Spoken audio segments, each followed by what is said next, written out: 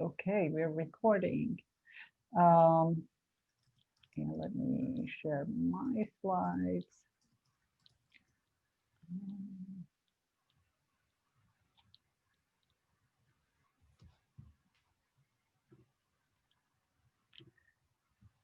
Okay, can you see my slide?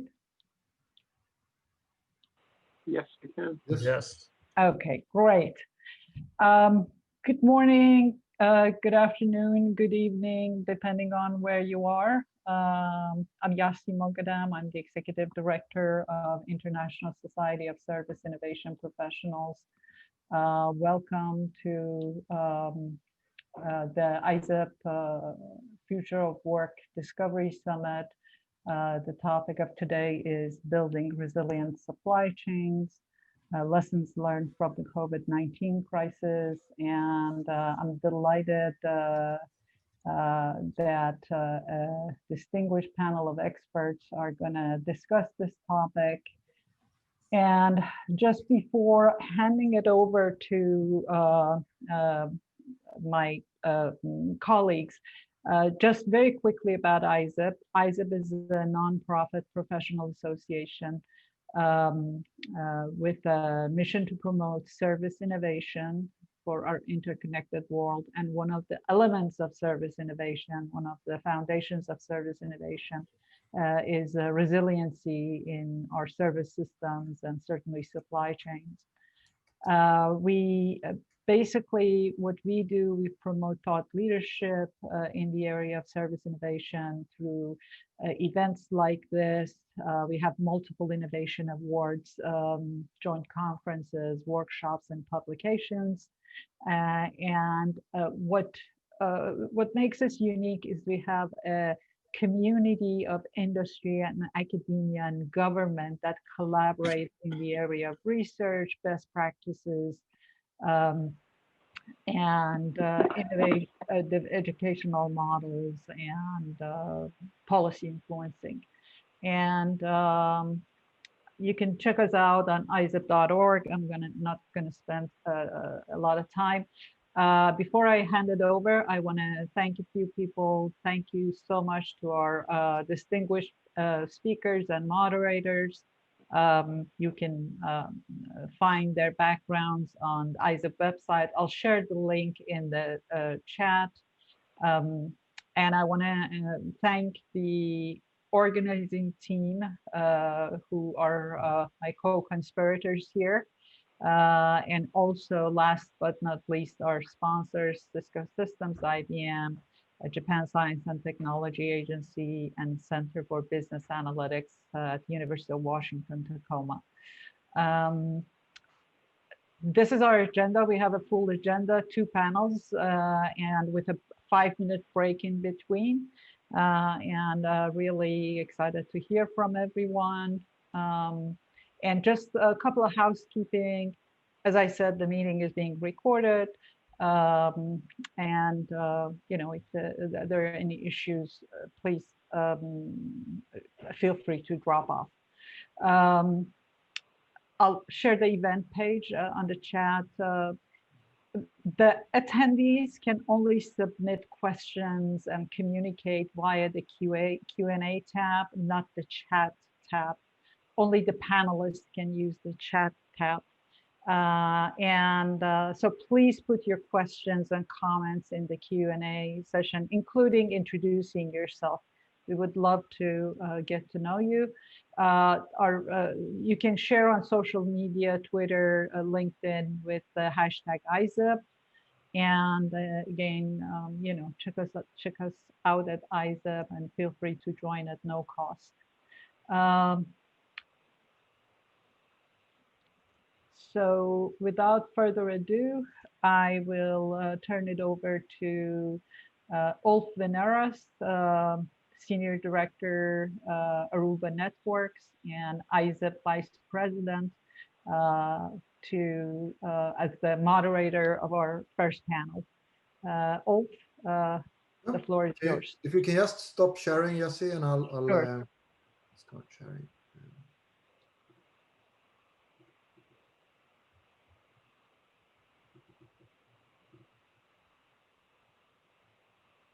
Here we go. So thanks everyone for attending, and good to meet you all virtually.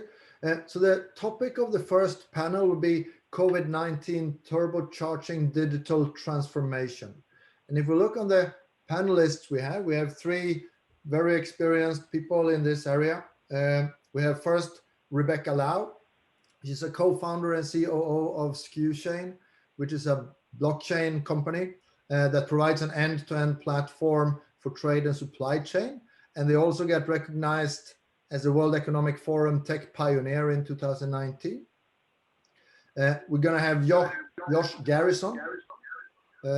Can I ask everyone that's not presenting to please mute? The second presenter is Josh Garrison. He's a Senior Director for Global Logistics at Cisco. He's got a long career in services and supply chain. Also military background. And he'll take us through the digital journey that Cisco gone through. And finally, we have Kevin Ross, a technology practice lead at Accenture.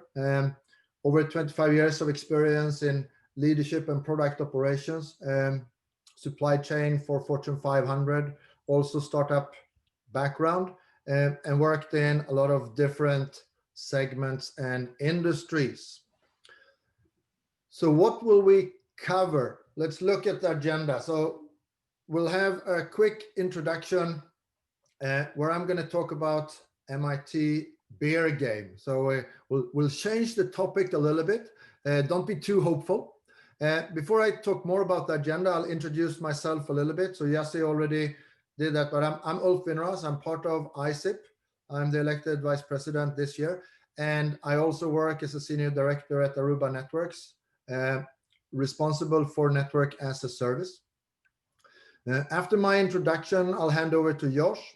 He'll talk about the Cisco supply chain digitization and transformation. We're then going to go over to Rebecca, and she'll talk about the EC3 platform, inventory control and finance. And then finally, the final presenter will be Kevin, who will talk about rapid response and navigating the impact of COVID-19 in manufacturing. And then we'll have about 20 minutes for Q&A before we hand over to the panel number 2.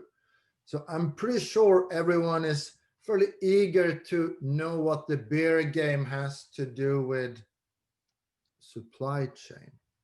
And without dating myself, I'm going to go back to my college days. And one semester we got the printout for the different classes for that year. And everyone started to pay a lot of attention to the supply chain class, because in that schedule, it actually listed the beer game as an activity. And we, as students, we kind of figured pretty cool by the teacher to play the beer game with us. For anyone that haven't gone through this beer game, I'll explain a little bit what it is. So this is actually something from MIT, where they created a game that really exemplifies the opportunities and challenges in a supply chain.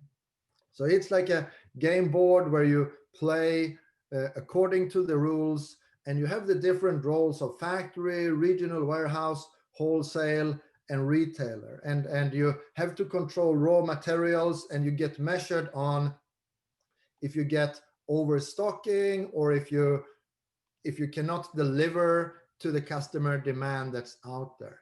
And anyone that's in supply chain and you want to have a fun type of team activity, I would highly encourage this. It does not include any beer, but it gives you some really good insights. And if you look on the 4 call-outs at the middle of this slide, it really talks about the learnings from this game. On one hand, if you have lack of accurate information, it becomes really, really challenging to run a successful supply chain. If you don't have communication and you have too siloed organization and resulting in communications gap, you get misunderstandings and misset expectations. If you don't have a full understanding of constraints, like what's the lot sizing or batch sizes that you have to order in the different steps to be efficient, you also run into these challenges. And even if you have the same group playing the game over and over again, as long as you follow the rules, the typical finding is that the demand forecast that reaches the manufacturer that they go and buy raw materials for will be 6 to 8 times larger than the consumer demand at the store. At the same time, when you start to play around and you start to break some rules, you can fix this. Huh? But again, perfect team building activity. I don't know how you play it virtually, but it's a good exercise.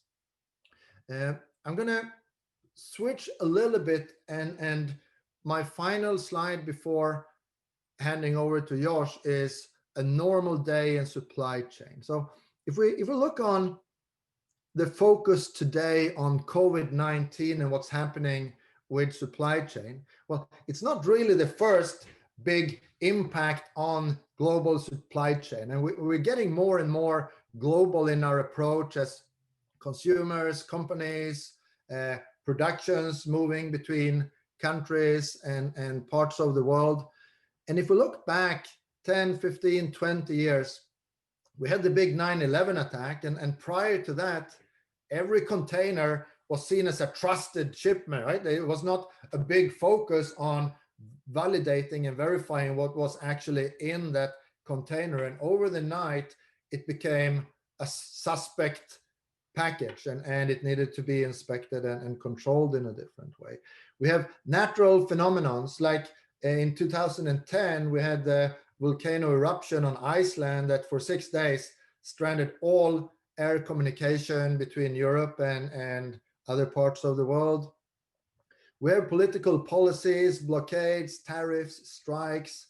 And what actually surprised me a little bit when I looked into this is that the most common impact, according to a number of literature and articles that I read, the most common impact on supply chain is actually fires in factories and plants that needs to shut down.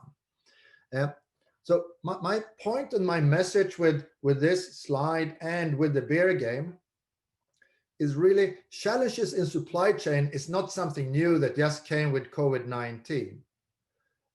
But at the same time, during the history of supply chain, with all these type of events, it is really a discipline that have benefited over the years from continuous improvements and building resiliency. But how can we use this to be ready for a long-term systemic lockdown? And what really differs in COVID-19 from these previous events is the previous events, even if it stopped flights from and to Europe for 6 days, or you have a blockade in a country in Latin America for a couple of weeks, but we haven't had this kind of worldwide shutdown of supply chain capabilities for so long that we have had from COVID. But when you listen to the 3 speakers that we have on this panel, my ask to you guys, keep this in mind, what I talked about in the beer game and the challenges that you see if you don't understand the other parties' constraints, if you don't understand the need for communication and actually sharing information, and then apply to what they say and think about how can you actually use what they're talking about to address these problems. So with that, I thank you for the attention in this introduction, and I'm going to hand over to Josh. Thanks, Ulf. I don't know about your beer game, but in my supply chain, we do it with real beer. This is a Diet Ginger Ale, in full disclosure, everybody. But thanks for the intro. You've got the slides, perfect. I will give you just a little disclaimer before we get going. So Cisco's got 2 supply chains, and I'm actually running the logistics for our service supply chain. So that's all the spare parts that we have pre-positioned all over the world, doing up to 2-hour replacements for for our customers in and out of about 150 countries. Very complex, just given the geographic spread that we have in terms of what we have to manage. 95% on-time delivery in and out of 150 countries is a bit something. If you want to go to the agenda slide, perfect. I'm going to hit on this, and I'm going to kind of give you the view of our digitization and digitalization strategy and how we apply that in supply chain resiliency. And I'm going to touch on some of the best practices that we've learned as we've been on this journey. I wear many hats. One of the hats is as being the digital transformation lead, and I've been doing this for about 5 years inside of our organization. And I'm going to give you the perspective of we are old now, 25-year-old. The IBM guys are saying, yeah, you got nothing on us, but an old organization and a large organization, and some of the trials and tribulations of trying to implement a strategy like this in an organization our size rather. So look, despite having a digitalization strategy in place for 5 years, I will tell you with the onset of first the China tariffs and then COVID, it really kind of accelerated the path that we were on. One of the things we did early on was really kind of define for us what did true digital transformation mean. And we came up with a couple of different definitions that are really worth sharing with each of you. And I know folks in different organizations and companies have got their own definitions here, but let me give you ours. So digitization, and I'm going to talk a bit about the foundation, is really the act of converting analog into digital. And although we are often ranked as one of the top supply chains in the world, I will tell you that we have historically been a phenomenally reactive supply chain. We are great at the dive and the catch. At the end of the day, we go off and get it done. But as many of you know, and as you can imagine, doing this in and out of 150 countries doesn't necessarily scale. So digitization is really that conversion and focusing on the foundation of your organization. There's no value in and of itself, but it is absolutely essential for building a digital organization. Digitalization for us is actually digitizing our business processes. It's leveraging the data foundation to drive automation and systemization through the business processes you use to run your supply chain itself. And then true digital transformation, we defined as really creating the culture of digital literacy, right? Both in terms of adoption by the technology that they use in the supply chain, but also adoption by our people. And the people, as you'll hear, are critical to long-term success of any digital transformation. If you want to go to the next slide. Yeah, so 3 very simple tenets to our strategy. And the first one that you see over the left-hand side really kind of speaks to the foundation, and it speaks to one of the bubbles that Ulf had on the beer game itself. This is really visibility into the supply chain. And I mentioned to you, again, very reactive organization, a very manual and reactive supply chain historically. We spent a lot of time and focus and effort in some of the basic things, the basic tenets of visibility in the supply chain itself. The physical status, where is a part anywhere inside of our supply chain? And we do this through, for us, leveraging 25-year-old technology in a Rosetta Net standard in B2B connections with a number of partners around the world. You see serial numbers there, and I'm not embarrassed to tell you that we have historically not been a serialized supply chain. But I think we recognized early on in the transformation and establishing visibility that this was core and critical to be able to not just have serial number level visibility, but to ensure that it was quality visibility. And we spent a lot of time building a foundation of many call it a digital twin. We call it our attribute data layer.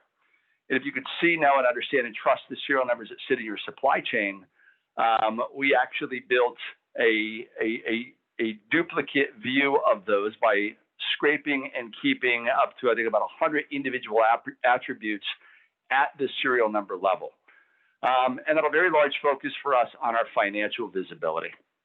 All of this kind of forms the basis and the foundation. And again, not embarrassed to tell you that if you look to the second bullet there, the decide piece, right? Leveraging data to make digitized business decisions, intelligent decisions. We kind of skipped the first step as an organization very early on and learned some very, very expensive mistakes by investing in the promise of technology and digitizing business processes.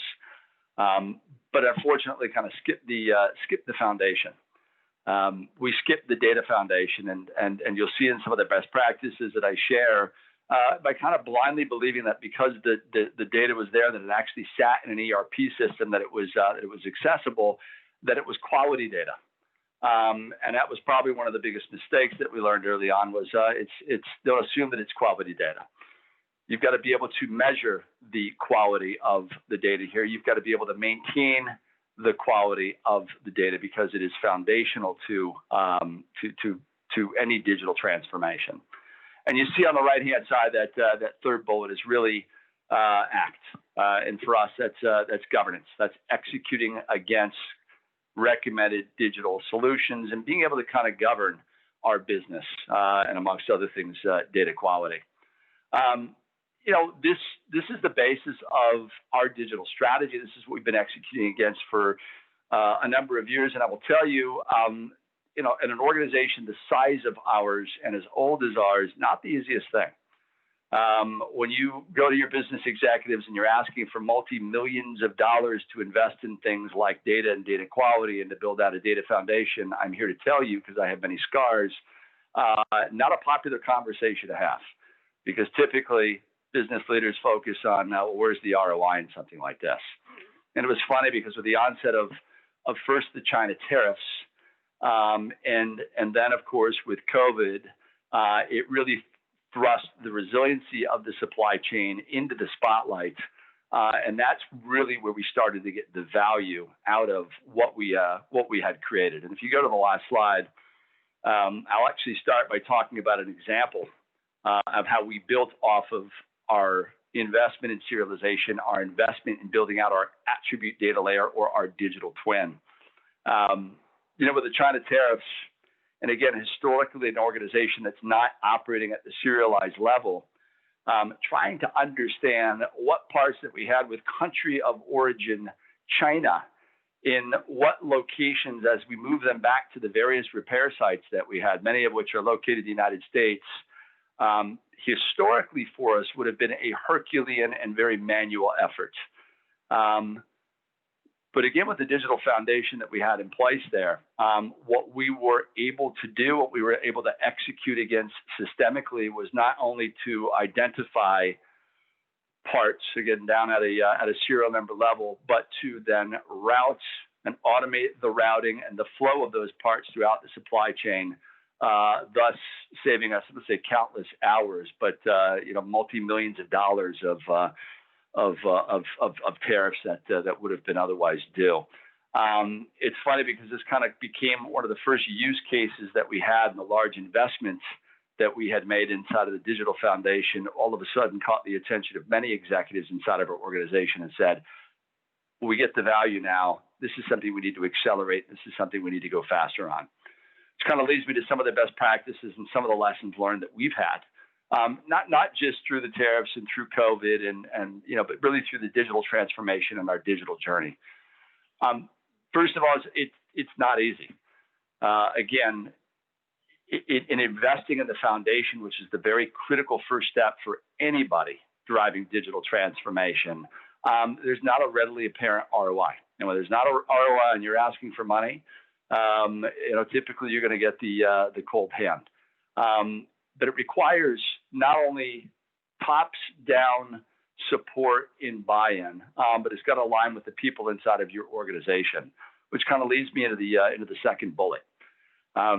Digital transformation, enabling digital transformation, a digital journey is not a simple PowerPoint slide that you're able to throw out there in front of an organization one time, coupled with an email from an executive in the organization. It is something that requires ongoing communication, ongoing alignment, again, through all levels of the organization. We're on this journey. Why are we on this journey? What is the value of actually being on this journey? And it's something that business leaders in the organization have got to be constantly communicating. Third lesson learned for us was don't blindly trust the data. And this is a mistake that I've seen with multiple enterprise organizations time and time again, because many times we're kind of conditioned to believe what our IT organizations, and if you've got a centralized IT organization, tells you. The data's here, the data's good. There's no need to question, there's no need to challenge. You can go ahead and move on with your business. And that's where you make mistakes like we did early on and invest in the digital technology and not actually trust the data. Don't trust the data. Don't trust the data. I don't care if you're in IT or not. Do not trust your data. You go back, you establish the quality measures. You make sure that you can see the quality measures. It's where you want it to be, that you actually have a plan to govern and to maintain data quality where you want it and where you need it to get the value out of your investments. Probably one of the biggest lessons learned that I have, right? Focus on the foundation of the foundation first. Again, you've heard data quality, and that is the foundation for all of this. You've got to have the digital foundation in place before you make those other investments.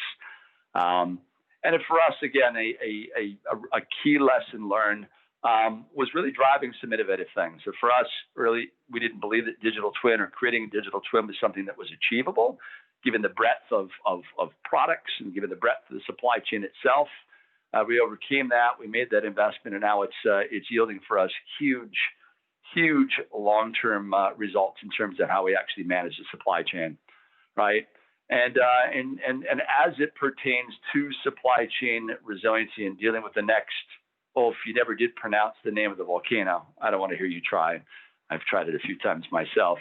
Whether it's the next volcano or the next, God help us, pandemic, or the next set of pick your geopolitical crisis that comes up, if you're able to leverage this digital foundation, a foundation of data and data quality, if you're able to find proofs of concept like we did, how do we digitally locate and route country of origin China parts to avoid tens of millions of dollars in taxes, latch on to those proofs of concept, latch on to those opportunities, find that value. It's those that will get the attention of those around you, of business executives that hold the purse strings, that will actually garner the investment and that will truly accelerate any digital transformation. I don't even know how much time I have, but it was really kind of the last slide. Thank you so much, Josh. And as Jesse said in the introduction, please use the Q&A panel. We have, after the presentations, we're gonna come back to reading up some of the questions as well and do them loud. So I'm gonna hand over to Rebecca. Rebecca, I believe you will share from your laptop. Oh, I'm sharing from my laptop. Okay. Mm-hmm. Thanks very much, Ulf. Thanks, Josh. That was a great presentation. Give me 1 second. In the meantime, while we're waiting, Ulf and I will try and pronounce the name of the volcano. Ulf, I've heard it pronounced Farfernugan. That's not the right one. You sound like a native Icelandic person.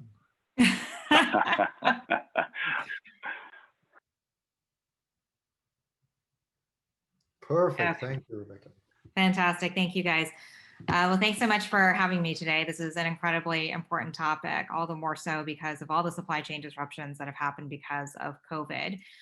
So I'm Rebecca. I am co-founder and COO at Skuchain. We are a blockchain company that focuses on supply chain.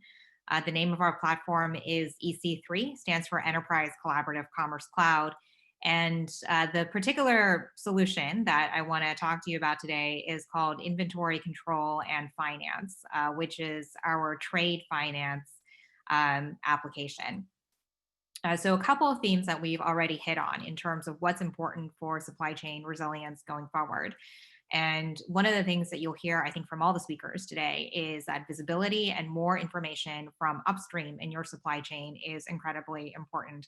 I think that for most anchor buyers, they have a very strong relationship with their tier 1 suppliers. So these are the suppliers who sell immediately into that particular buyer. Beyond tier 1, there usually is very limited visibility unless you have one of the best supply chains in the world, like a Cisco, where you've taken the time to establish relationships with your upstream suppliers and have a steady data stream coming from them. Visibility is incredibly important for knowing exactly where your goods are, where they are in the production process, in transport, how much stock is available in your upstream suppliers, so how much can you actually order, et cetera, et cetera. This became especially important this year because what happened with the COVID disruptions was for those supply chains that didn't have existing visibility into upstream, they were frantically calling their tier 1 suppliers to find out what was going on with tier 2. Why can't I get more toilet paper or disinfectant, wipes, etc. And because of the lack of visibility, no information was forthcoming, which means that you can't do accurate sales forecasts or make your sales. So you want information. And what I'm going to talk to you today about is exactly how you can get that data and how you can incentivize your suppliers to participate in these programs. Okay. All right. So what is inventory control and finance all about? You'll notice that even though we're a blockchain company and the solution is built on blockchain, I'm not going to spend too much time during this presentation going over why blockchain technology is necessary for this, or how is it that we use blockchain, because I think that most of those conversations tend to focus too much on the technology itself as opposed to the business value. So I'm going to focus on what it is exactly we're offering as a solution. And so this is the flow of the core application, which is inventory control and finance. So if you follow the numbers here, what a buyer starts off doing is they're going to offer a financing program to their suppliers. A lot of buyers already offer this for their tier 1 suppliers. We are going into the deep tier of the supply chain. So that same financing program that goes off of the buyer's interest rate, which is generally quite low, is going to be offered to tier 2, tier 3, and further upstream in the supply chain.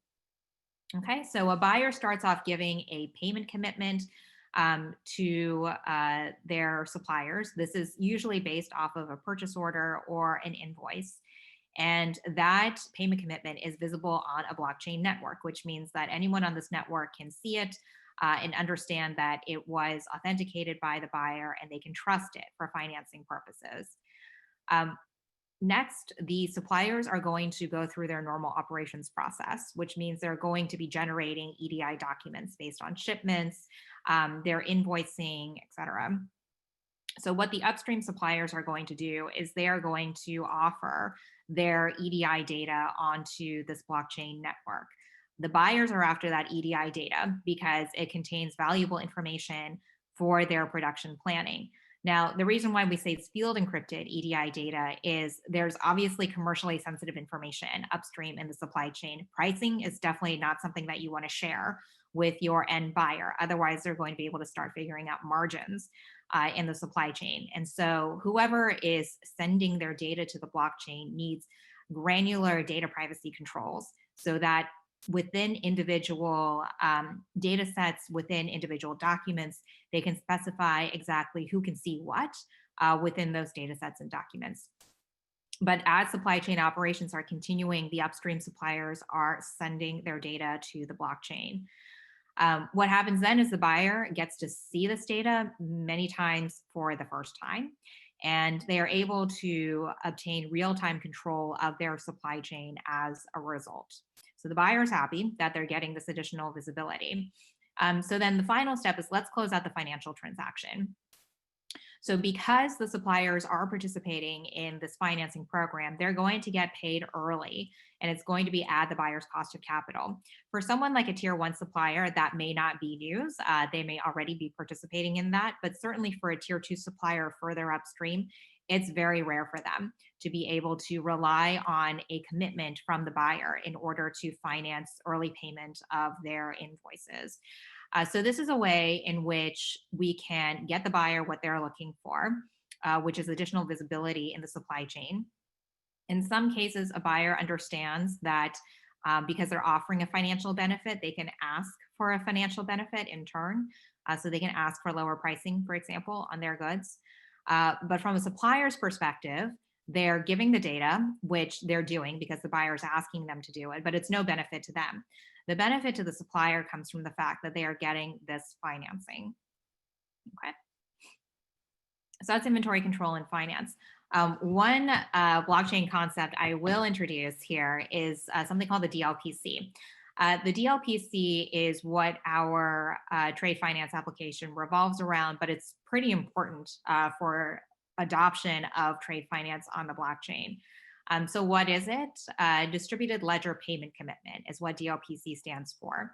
And it's a standard format for a payment commitment on any blockchain network. So it can be understood regardless of what your blockchain network is. This is important because it allows any financial institution or enterprise to work together to get financing, regardless of what blockchains they happen to be on. Okay, this is a standard that we partnered with BAFT, the Bankers Association for Finance and Trade, to come up with, because we understood that if you have a proliferation of different financing instruments out there on the blockchain, then it's really no better than how things currently are. So we needed some way of standardizing. And the DLPC was what we came up with. So how do we use a DLPC? For those of you who are already in supply chain finance, these terms are going to sound super familiar, but I'll go through them in a little more detail. So first way to use a DLPC is to attach it to a purchase order. This is PO financing, where you're essentially giving your suppliers working capital relief. This is before they've delivered any goods to you, but they need liquidity in order to actually produce the goods. So PO-based financing allows for that. You can attach it to a bill of materials as well if you want to do deep tier financing. Sometimes a buyer doesn't want to commit to a purchase order. They want to see the goods from the tier 1 supplier shipped first. In that case, then an approved invoice from a tier 1 supplier will become the DLPC. That amount is going to be made available to the rest of the supply chain for financing. Third way you can use a DLPC is a take or pay contractual guarantee. This is really applicable for inventory financing. That's where you're actually doing buying and selling of inventory. So you're actually buying inventory from suppliers, and then you hold that inventory until a buyer is actually ready to use it. This is a very effective way to delay recognizing cost in the supply chain. If you don't have an end customer yet, then you don't need to actually purchase the raw materials. But whoever is providing you that service, whether it's Skuchain or a bank or someone else, we are not experts in selling that inventory. So we can't take the risk that we're stuck with it. In that case, we need a take or pay contractual guarantee, and that becomes a DLPC. Last thing is a DLPC can be used as an alternative to a letter of credit. This is usually how enterprises start because it's a simplest use case. You're just replacing an LC, but this is a way to get massive cost savings in terms of how you do trade finance in your supply chain. Okay, so how is ICF different from, and in many ways better than, supply chain finance as it currently is? So some of these things we've already talked about, but I'll go through the key differences again. First is always the buyer's cost of capital controls. So the supplier is not having to take a discount off of their invoices based on their own pretty high cost of capital. They're able to get the benefit of the cost of capital of a large anchor buyer. Second key benefit is that in supply chain finance, you usually go through a bank, and bank personnel will look through all the documents for this transaction. That adds time and expense. We take all of that and eliminate it, and we just use smart contracts instead, both for transaction execution and for any review of documents. Third is, I mentioned before, usually a supply chain finance program only goes to the tier 1 supplier. In our case, it always goes into the deep tier of a supply chain, and that's usually where you want more data from for visibility purposes. Last point I'll mention is inventory buy sell means that you're getting control of inventory a lot sooner than you normally would in supply chain, which means that you're mitigating against the risk of supplier bankruptcy or non-performance. Okay, so let's talk about the deep tier supply chain and how we finance it. So this I already mentioned before is the foundation is you need to assure your suppliers that when they are sending you valuable data, that you get the data that you're looking for in terms of, ETA, what's the shipment, where's it coming from, how much, et cetera. But sensitive commercial information, including pricing, amount, any sort of quality inspection reports if that's sensitive, and in many cases also the identity of the upstream supplier, that's all hidden from anyone who should not be seeing that information. And in many cases, that is the end buyer who should not be privy to that information.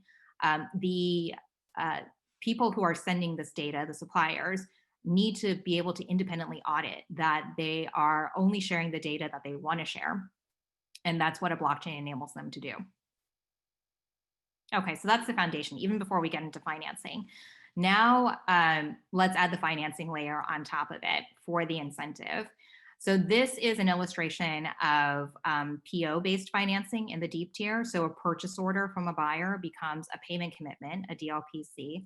A bank sees that, and they can then finance the tier 2 supplier by allocating whatever portion of that DLPC should be going to tier 2. And this is a way for tier 2 to get working capital relief at an incredibly low interest rate. As I mentioned, in some cases, the buyer's not comfortable offering a payment commitment right off of a PO. They want to wait for the goods to be shipped. So in that case, they're going to approve an invoice from the tier 1, and that creates a liquidity pool where the upstream suppliers can ask for early payment on their invoices. Because the liquidity pool is backed by the anchor buyer's commitments, everybody gets the benefit of the buyer's cost of capital. So here you have a system running where essentially the buyer is getting the data that they're looking for, and the suppliers are getting cash flow and liquidity, and it's off of the same solution. So it's not multiple solutions having to coordinate with one another, it's off of one solution. So in terms of, Josh mentioned that answering the ROI question is usually top of mind for a lot of business executives, but for supply chain initiatives, it's hard to come up with that ROI immediately in most cases. So this is one situation where we're not necessarily answering ROI in terms of, you get this additional visibility into your supply chain. How much money is it going to save you, or how much money is it going to make you? But the fact that you do have a financing program attached to it, you're able to start applying some numbers. And it is pretty significant cost savings that you're going to realize just through this amount of financial engineering. Okay. Last slide here, just to let you know, this is not a concept. This is actually being used in live transactions with extensive supply chains. So you see some names that are probably familiar to you here. Mitsubishi Corporation, Fast Retailing, which is the parent company to Uniqlo. So very big apparel supply chain, Toyota, Siemens, Mitsui, Eldora, et cetera. These are all large corporations with extensive supply chains. They're looking for more data from their suppliers, and they are willing to offer a financing program to those suppliers in order to motivate them to participate in these programs. Okay, so with that, I am going to hand it back to Ulf. Thank you so much, Rebecca. And I'll remind everyone again, use the Q&A panel, please, to post any questions. We're going to go over to Kevin. We're going to give us insights from Accenture's point of view and the experience they have in this area. And then we'll go to the Q&A. So Kevin, take us away. Very good. Thank you, Ulf. Let me get my screen share going here.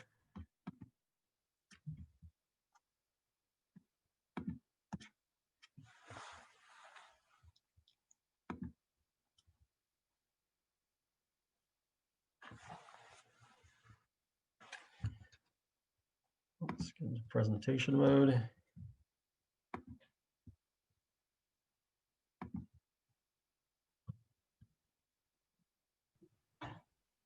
Okay, can you see my slides? Yes. Very good. Thank you, Ulf. I appreciate that. Not sure if you heard that in the background, but the kids are home dropping something. But anyways, thank you for inviting me and having me here today. My name is Kevin Ross. I'm the Digital Manufacturing and Operations Technology Practice Lead for Accenture in the West. I have several decades in the industry focused on manufacturing, supply chain, PLM at companies like Cisco, HP, and Harman Kardon. And today I'm going to talk about maintaining supply chain and manufacturing resiliency in a time of uncertainty like we're experiencing today. As you know, the COVID-19 pandemic is creating some of the most profound disruptions that we've seen in our lifetimes, with significant operational, social, and financial consequences. It's forcing companies to understand new demand signals, rethink workforce safety, reset operations, and explore new business opportunities all at the same time.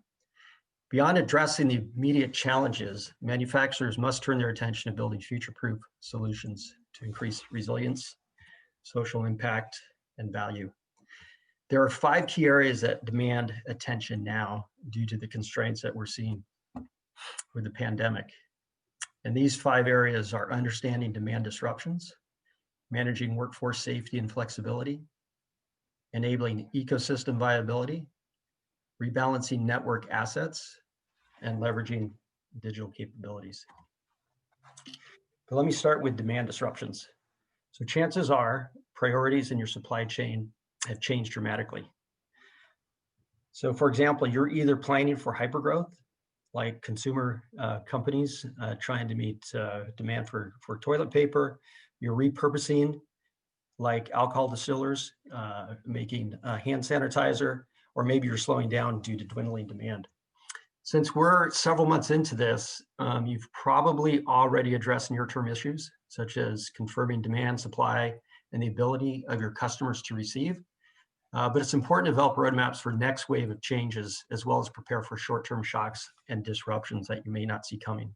So for example, just last night, our county went back into code purple, driving more restrictions and lockdown. So one way to address this is a supply chain control tower. We talked about the beer game and the need for visibility in the supply chain.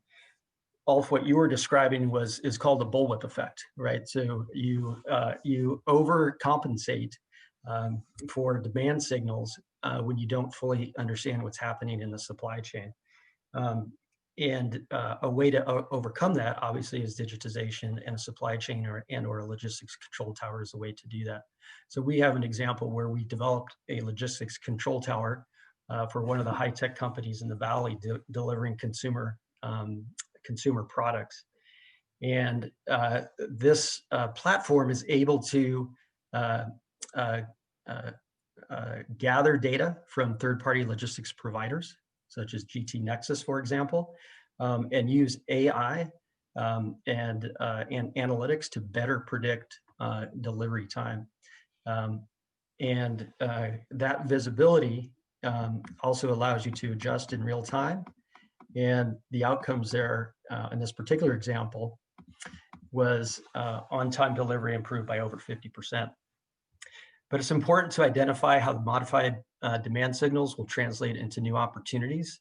And you should launch specific individual products or projects rather to solidify those gains. Let me move on to the next topic here, which is managing workforce safety and flexibility. So beyond the basics of remote work and PPE, what can be done to improve the effectiveness of your operations workforce? Of course, you should develop flexible staffing levels, implement remote work policies, execute safe practices on site, and refocus underutilized employees. But it's also critical to develop new ways of working. So there's this very interesting aerospace example, and they were having difficulty furnishing cabins because each of the cabins had a specific configuration for each individual customer. Accenture collaborated with a client to develop a state-of-the-art digitally enabled smart glasses platform, which allowed lesser skilled workers to do the job without extensive training. So for example, the solution included real-time access to data in the cloud, barcode scanning, voice commands, and augmented reality. The outcome in this case was a 500% improvement in productivity while pushing the error rate to near zero.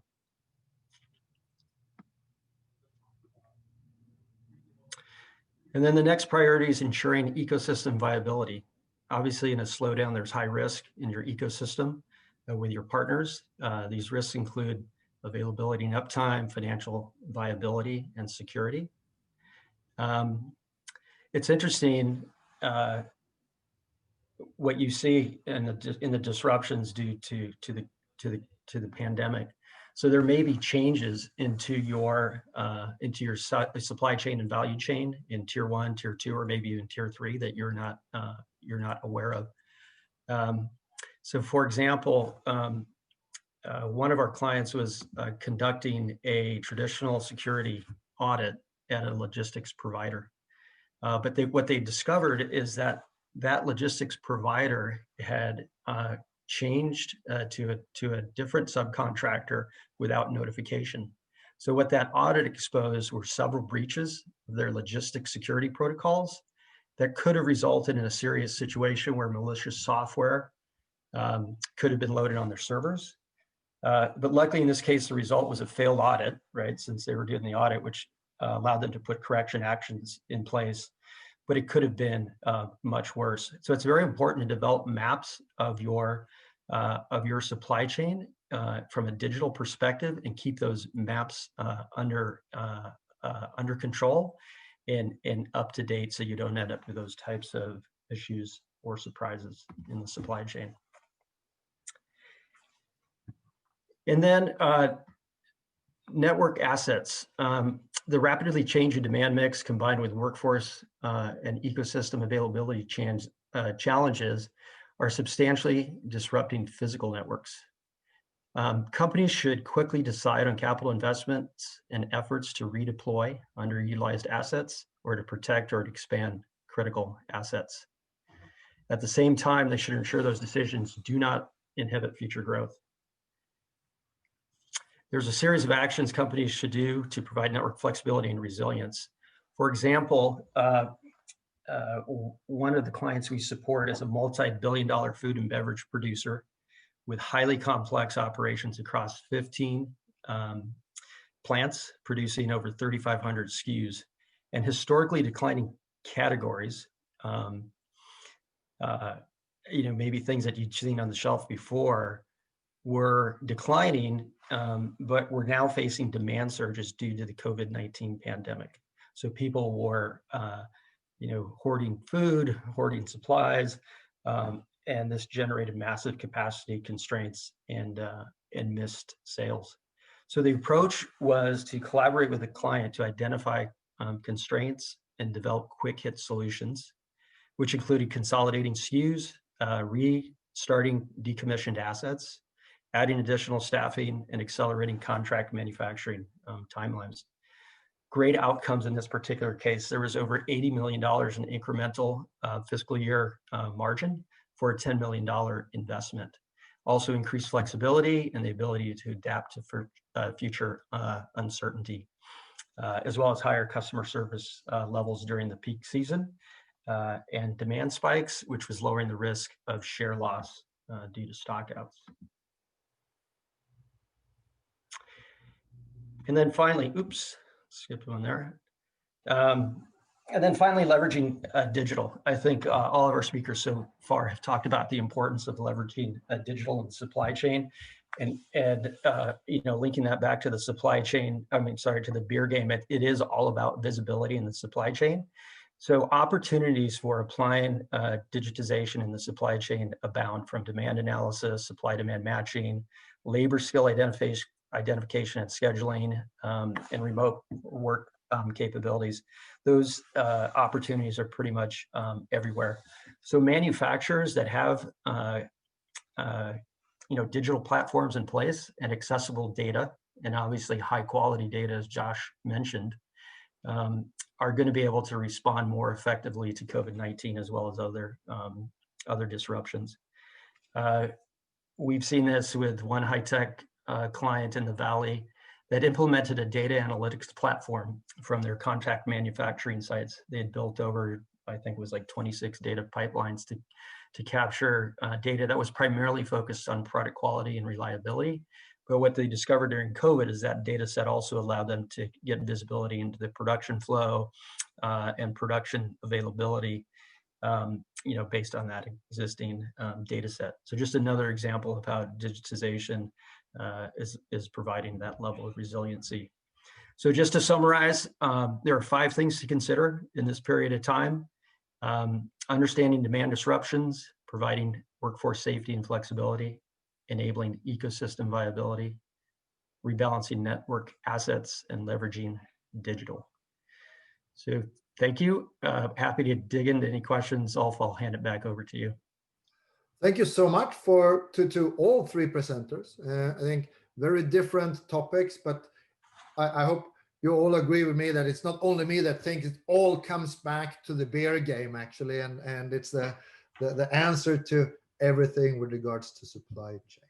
So we got a couple of really interesting questions here, and I want to take one question that came in to Rebecca that she already answered in the Q&A panel, but I think if not everyone's reading the Q&A panel, I want to repeat it because I think it's so important, and that is with regards to metrics and benefits. So do you have any quantifiable metrics or benefits that you see from your customers implementing the blockchain solution? Thanks, Ulf. Thanks, Vanessa, for asking the question. So yes, we do have some numbers here. It depends on what you're using the DLPC for, so what sort of financing you're using. But let's just say that you're looking to replace your LCs.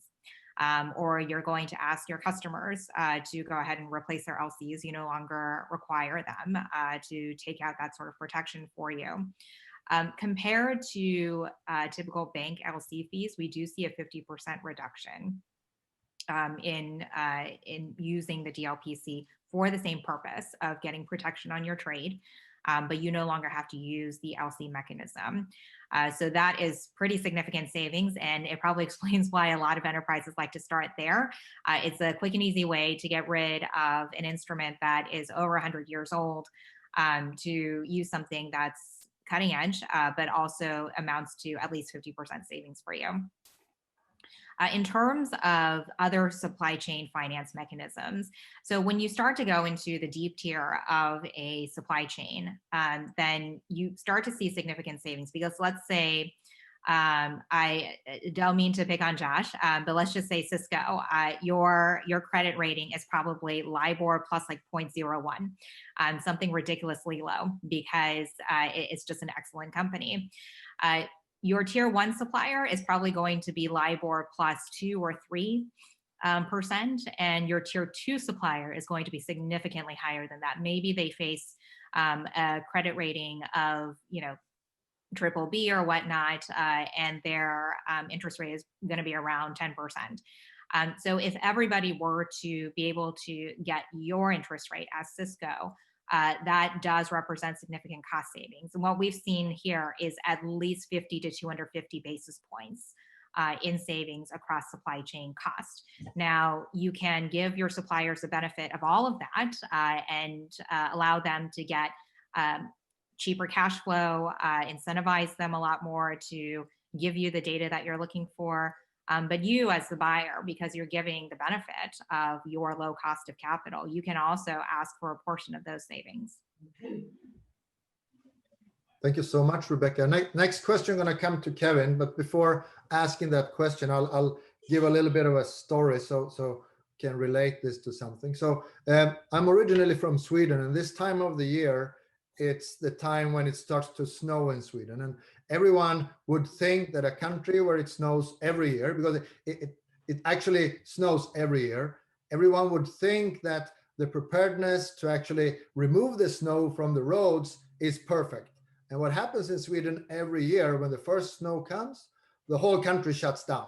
And it takes 1 or 2 or 3 days before they figure out again how to remove the snow from the roads. And if we're looking at what's happening with COVID now, we had the big shutdown in March, and everything went into complete chaos. We did not have toilet paper or other things in the stores. And I think, Kevin, you and Accenture, you're in a unique position working with so many different clients across different industries and segments. So the question is really, what's your view? Have we learned enough now in the supply chain and in retail stores and other functions that when we go into phase 2 and phase 3 and we facing a lockdown again, will we actually be better prepared, or will it look the same as back in March and April, or will we have this Swedish snow phenomenon? Well, I think that's a good example, and I think we'll be better prepared.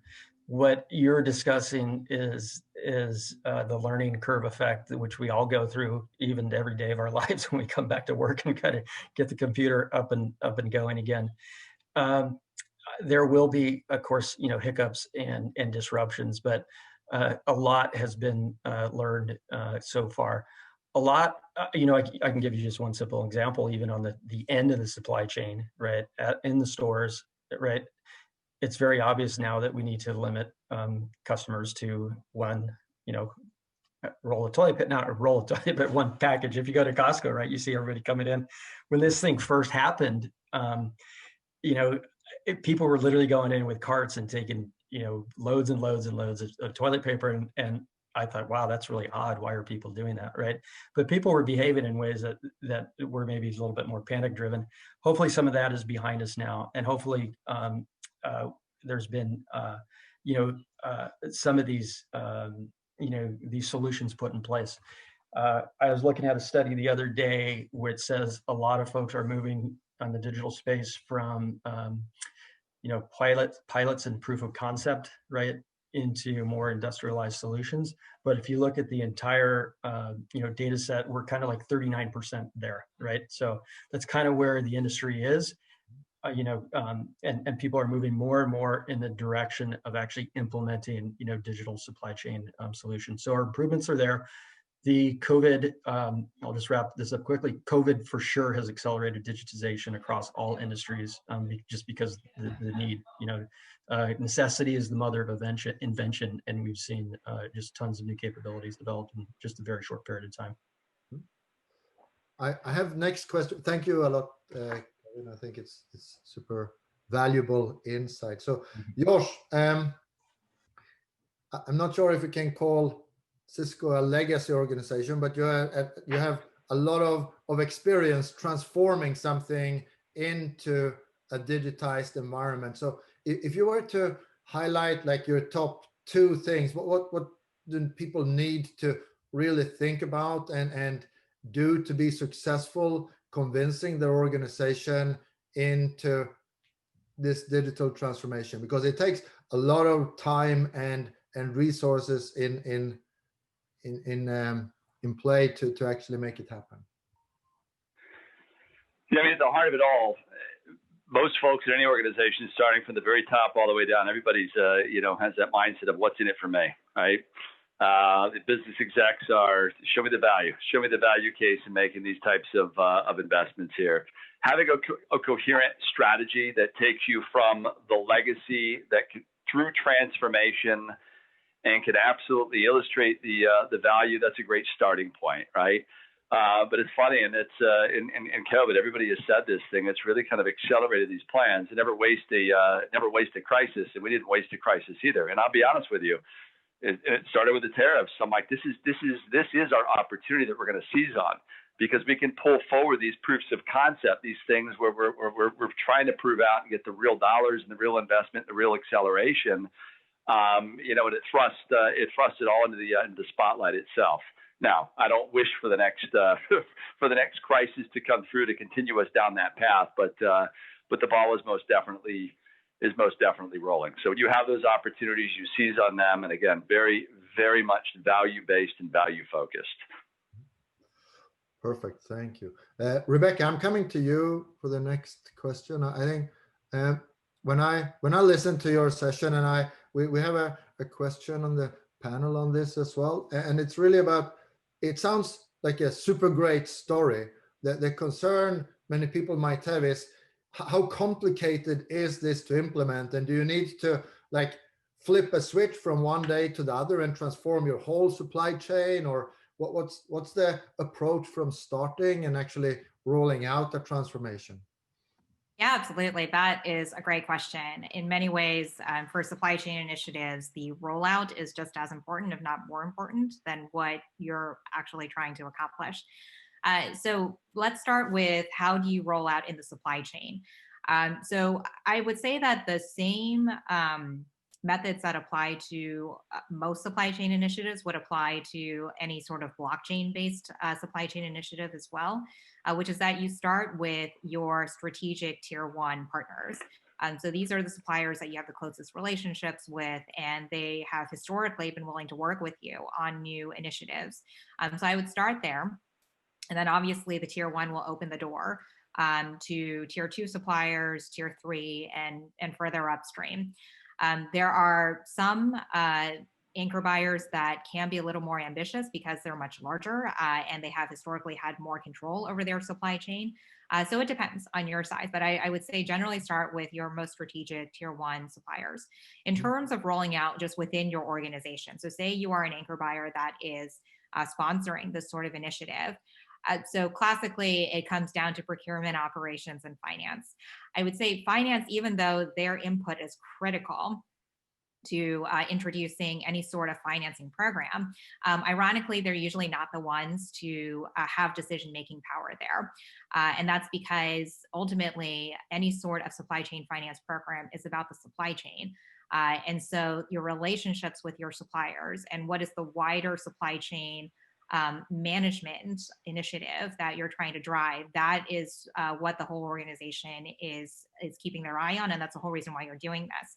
So procurement ends up being the key department for driving any sort of initiative. And then to the extent that you need buy-in from finance, I think when they see good numbers and good accounting and legal backup for implementing this sort of program, they'll go for it. And in terms of operations, I mean, that is where if you are rolling out a product, the opinion of the actual operators becomes incredibly important, because if they don't see this as being practical, or they hate the user interface, or some other aspect of the product that makes their lives more difficult, then the project will not go forward. So I would say that focus on procurement first, get their buy-in, roll out to finance, and when you are actually doing testing, that is when you really need to make operations your most important customer. Thank you so much. I'm going to switch over to Kevin, because I think we really want to capture your experience working across so many industries, and there is another question related to that. So if you look at the industries, which ones do you feel are most aggressive or most forward in actually implementing connected worker capabilities and are working more quickly in this space? Well, it's interesting to see, industries like, resources, upstream oil and gas refinery, or resources and downstream refinery, power generation, and even connected mining. And if you think about it, one of the reasons is they've always had distributed operations, right? It's always been a challenge for them to get visibility to, quote, their remote workforce, right? Because they're geographically distributed. So when COVID hit, suddenly everybody was working from home, and we didn't have the face-to-face connectivity that we used to have. So you'll see those types of industries, utilizing things like you mentioned, like the in digital industrialized worker, which has features around augmented and virtual reality to provide real-time visibility through, say, smart glasses, like I mentioned. What are they working on? They can see real-time work instructions, right? But they can also get over-the-shoulder coaching from an expert who's remote somewhere, right? So you can't necessarily have those those experts in every location, but through augmented reality, you can have a virtual expert, present at any of these physical locations. So you saw it happen there first, but you're seeing more and more, players start to adopt those capabilities. I have a follow-on question, and I understand if you don't want to answer this one, but I'll give you the options. So do you see any industries that's falling behind, that's not really taking the opportunity to address this?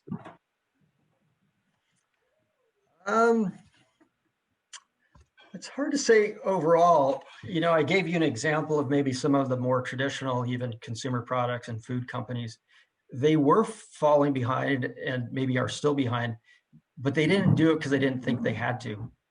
You know, one of the things Julie Sweet, our CEO, talks about is the fact that the pandemic has accelerated digitization by about 5 years. We're probably 5 years ahead of where we would have been right now if this pandemic didn't hit us all at once. And like I mentioned earlier, this is profound disruptions. And I hate to admit it, I've been in this industry for 30 years. I've never seen disruptions at this level because it affects the entire globe. You already mentioned some of the disruptions. It might be a factory fire. It might be a localized natural disaster. It might even be an economic slowdown, but nothing has hit the world with as much impact as this hit all at once. So you are seeing traditional companies put in a position where they do have to adopt these capabilities much more quickly. And you're seeing more traditional companies start to adopt digitization and digitalization, as Josh mentioned, building it into their culture, right, at a much faster pace now.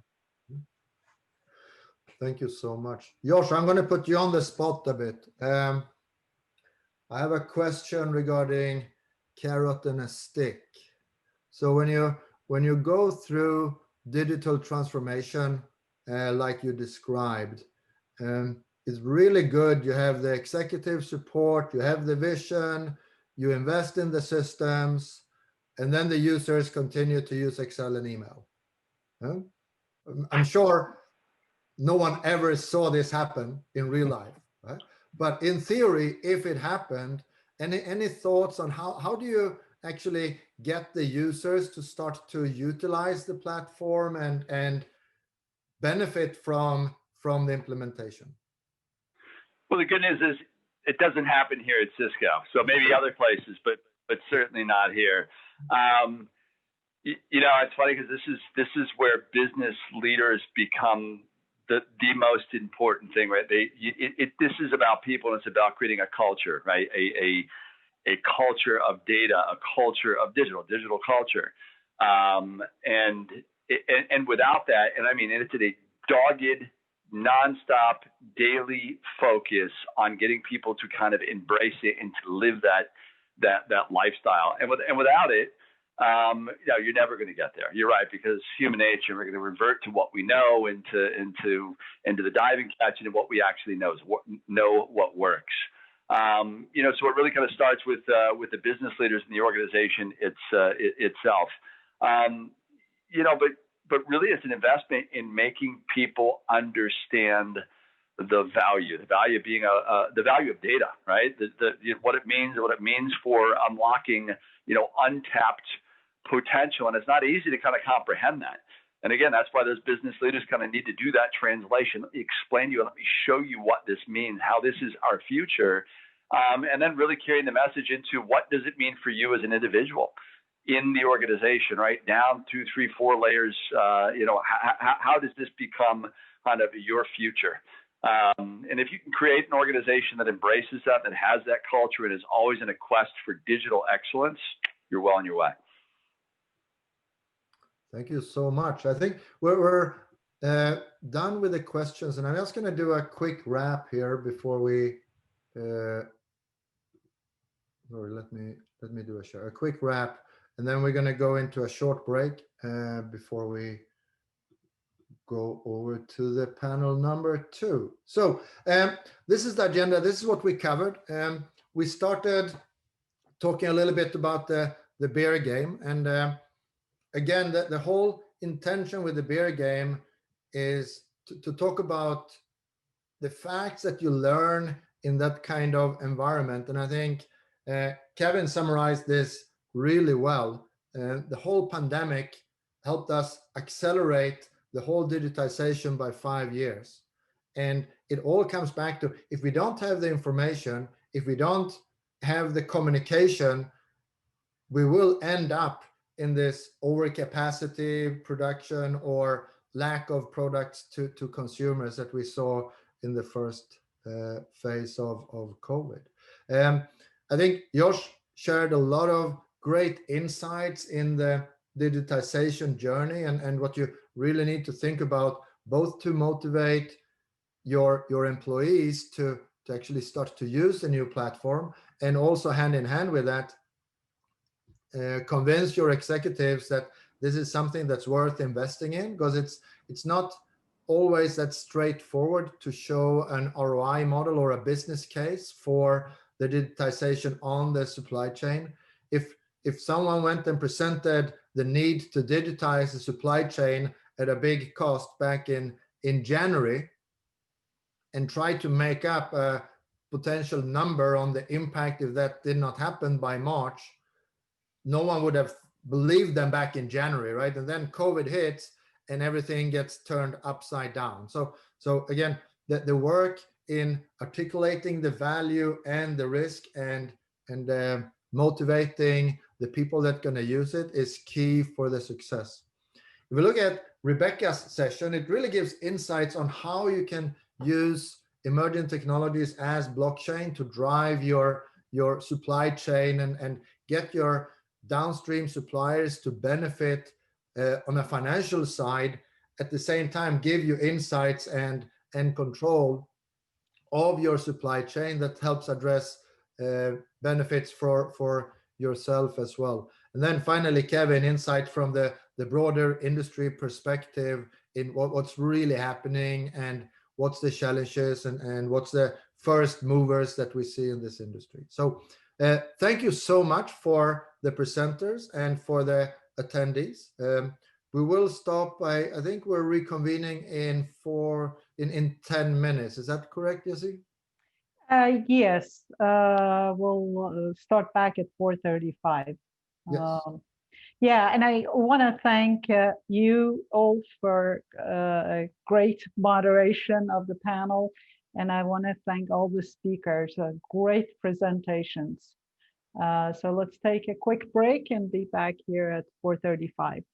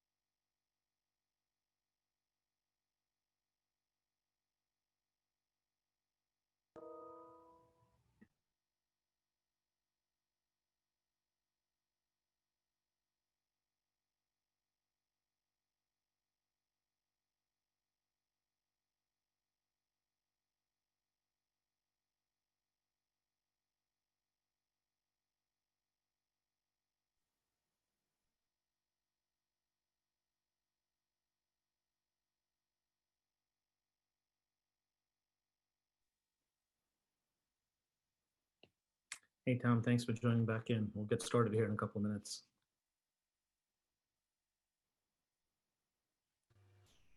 Okay, sounds good.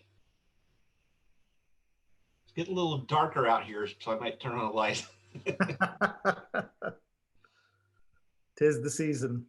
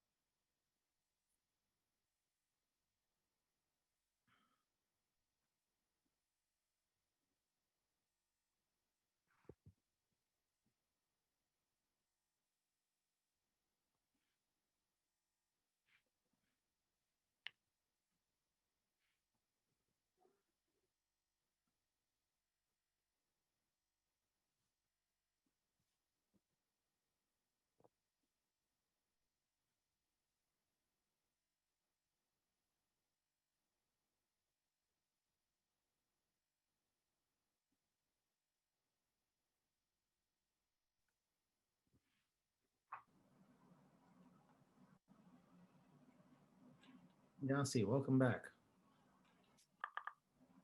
Thank you. Welcome back to all of you.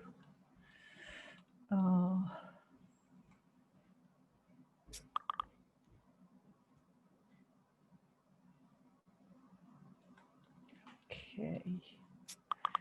All right. So, welcome back, everyone. So our next panel is AI and cybersecurity for resilient supply chains. And our moderator is Sunil Kripalani, ISSIP board member. And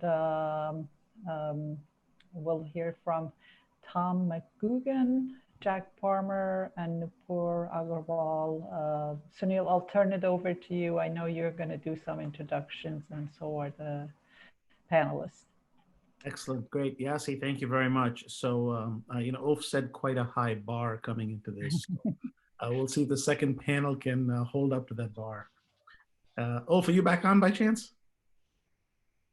He's not. I'll hold my. I am absolutely. Absolutely. So, Ulf, I was going to say, I loved your story about Sweden having to relearn how to shovel snow every year. I live in Chicago, where it also snows every year, as you know. Unfortunately, here we have drivers that relearn how to drive in the snow every year, and I'm not sure which is worse. So. That's a good point. Yeah, but in any event, let's go ahead and get started. So I'm going to go ahead and share. Yasi, I can just take control then. Bear with me just a moment, folks. Let me know if when my slide pops up. It's on mute. We can see it now. You can see it now? Yep. Okay, excellent. All but right. We see it in presentation, in speaker. Yeah, now it's presentation. Is this better? That's good. Yeah. There you go. It's the joy of dual monitors. So, yeah. Folks, thank you all for joining what is probably late for some, and for one of our presenters is actually very early in the morning. So, Nupur, thank you for joining us at 6 a.m. your time. You're going to see the sun rise while the rest of us have either seen the sun set or we'll be seeing it shortly. So, as Yasi mentioned, this panel is focused on AI and cybersecurity for resilient supply chain. So I think we're going to pick up quite nicely on some of the topics that were covered in the previous discussion. So I'll go through a quick round of introductions, and then each of our panelists is going to go through some material on their side. I don't know if Jack has joined us yet or not. I hadn't seen him a few minutes ago, so we're hoping he's able to join us here. If not, we'll certainly have plenty of time for Tom and Nupur. And then we'll have a bit of a panelist discussion followed and inclusive of some Q&A. So with that, I'd like to introduce our three esteemed panelists. So we have Tom McGugan, who's joined us. Tom is a cybersecurity specialist at Boeing Commercial Airplanes. And Tom, fingers crossed, I understand from reading the press, there's going to be some very positive news on Boeing this week. So hopefully that comes through as anticipated. Tom is also a part-time instructor at the University of Washington in Tacoma, the School of Engineering and Technology, and is the co-chair of the Cybersecurity Working Group with DHS in the critical manufacturing sector. So thank you very, very much for joining and taking the time out of your afternoon and evening to present to us. Nupur Agarwal is our second presenter. She is a research engineer for AI with IBM Research Labs in Bangalore. So Nupur, thank you very, very much. You know, I've had the pleasure of seeing some of the material in advance, and it's going to be very, very exciting. She also has extensive experience in developing AI-based solutions for global retail companies. And given the evolution in retail that has been going on over the past few years and, you know, accelerated with COVID, as Kevin mentioned earlier, digitization has accelerated by at least 5 years with COVID. So this should be a really interesting discussion. And then we have Jack Palmer, who is the CEO and co-founder of a company called Plotly. I have to confess, I wasn't familiar with Plotly prior to planning for this session, but as I've looked at them since, they have a fascinating open source view of the world on how to propagate AI. Really, really interesting stuff. So with that, Tom, I'm going to hand it over to you. And I'm going to stop sharing such that you can share directly, if that's all right. Okay, very good. Thank you, Sunil. And I agree with what Sunil said. We were very much a little bit intimidated with how well the last panel did. So are you guys seeing my screen okay? I'm going to go to full screen. Yes. Okay. All right, good. All right, well, I'm very happy to be here. I have to confess that Haluk Demirkan twisted my arm a little bit to actually be here with you and to join the panel. But I think he saw with sort of my industry experience and really what I've been doing lately about trying to solve the problems that we've been running into in the supply chain, as well as you know, try to manage them once they do happen. I think I'm going to turn this light out because I'm a little bit too much light. I apologize. It's getting dark outside here in the Northwest, and we've had a bunch of rain. So let me go show you sort of my perspective of sort of where I sit in this, and then we can then go into, you know, what Boeing's trying to do and how we're trying to influence this, not only as Boeing, but as an aviation industry, and now very poignantly as a critical manufacturing sector, where we also actually share a lot of the same issues between different manufacturing organizations. So I'm a cybersecurity specialist. I am not enterprise. I focus on Boeing commercial airplanes. That includes the supply chain, the design, engineering, production, manufacturing, airplanes in operation, and airplane services after operation. We have the entire life cycle. And when we think about our supply chain in the Northwest alone, there are about 3,500 small to mid-sized manufacturing companies and suppliers that are addressed through the manufacturing extension partnership we have here in Washington called Impact Washington. We are also tied in very, very closely with Department of Homeland Security and Department of Defense across many different levels, and now increasingly FAA, and also some other organizations we'll talk about as we go.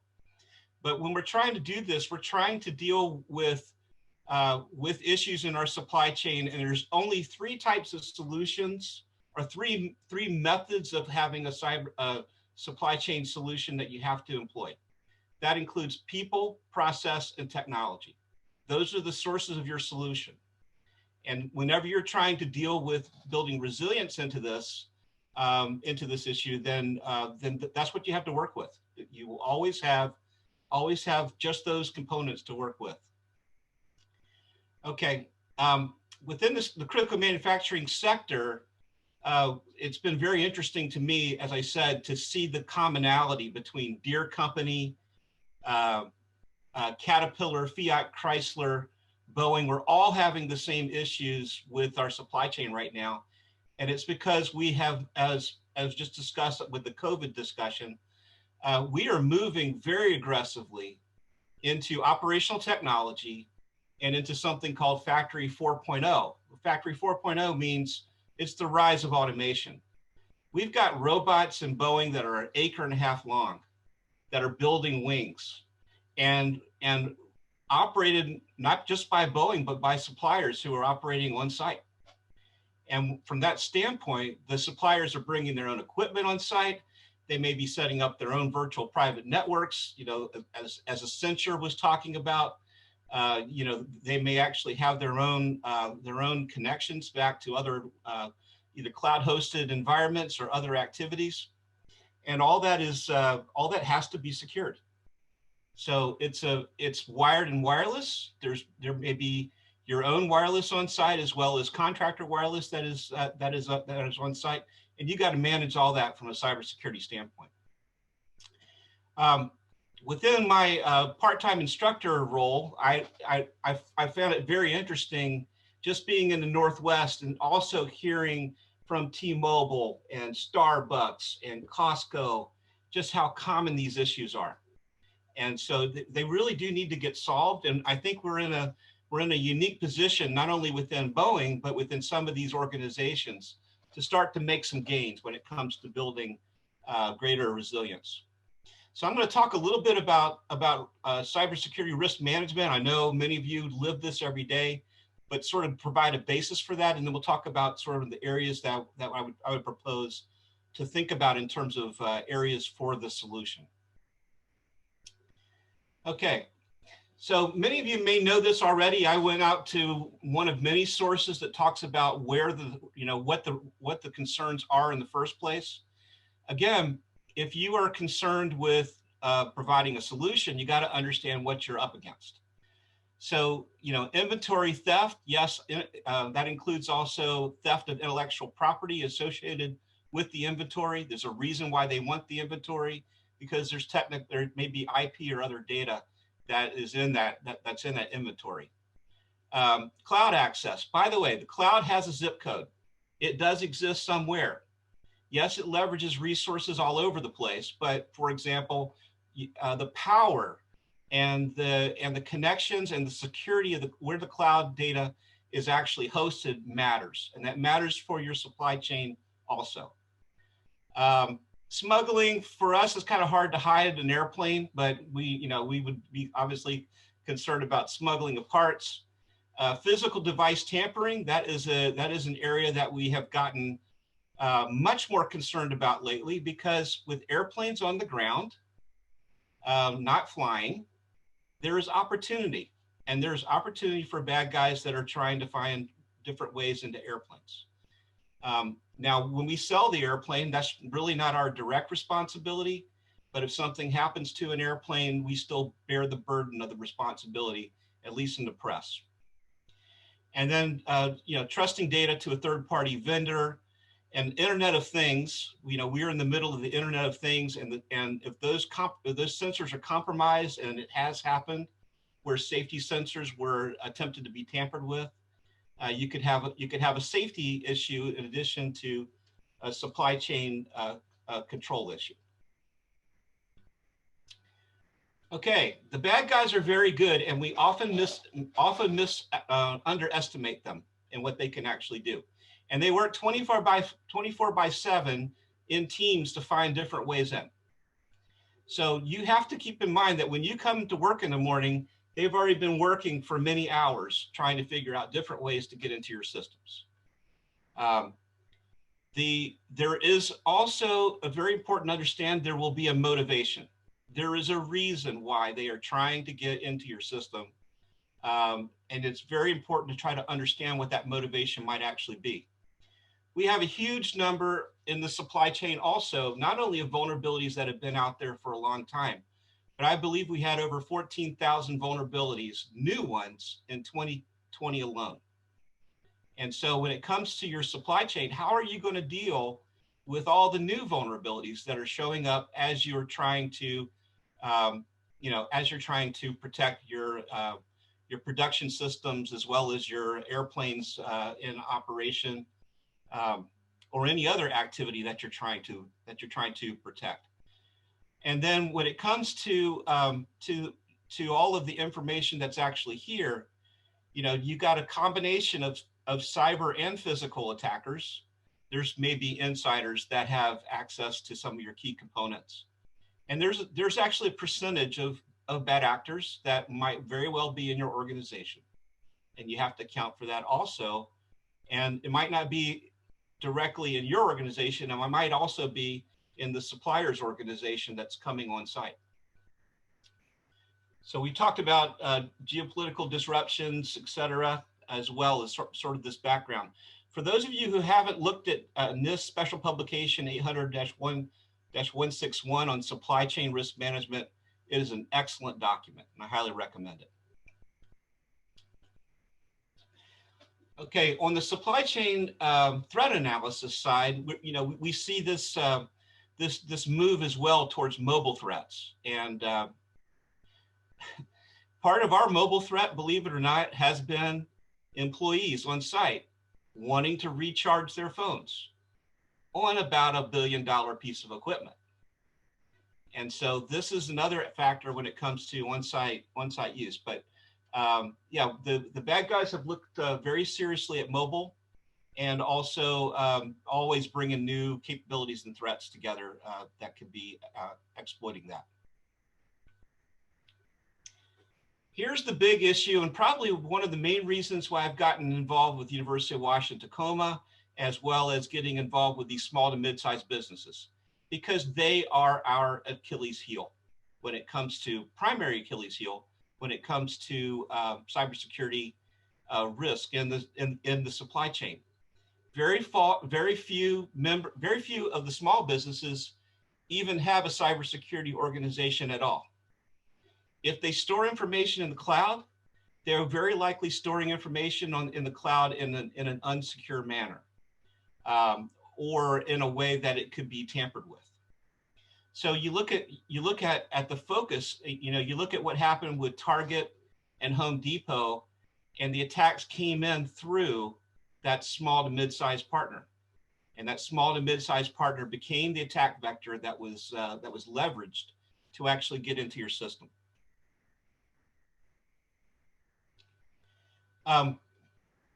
When it comes to compliance, we are now also dealing with a new set of standards that deal with what they call controlled unclassified information.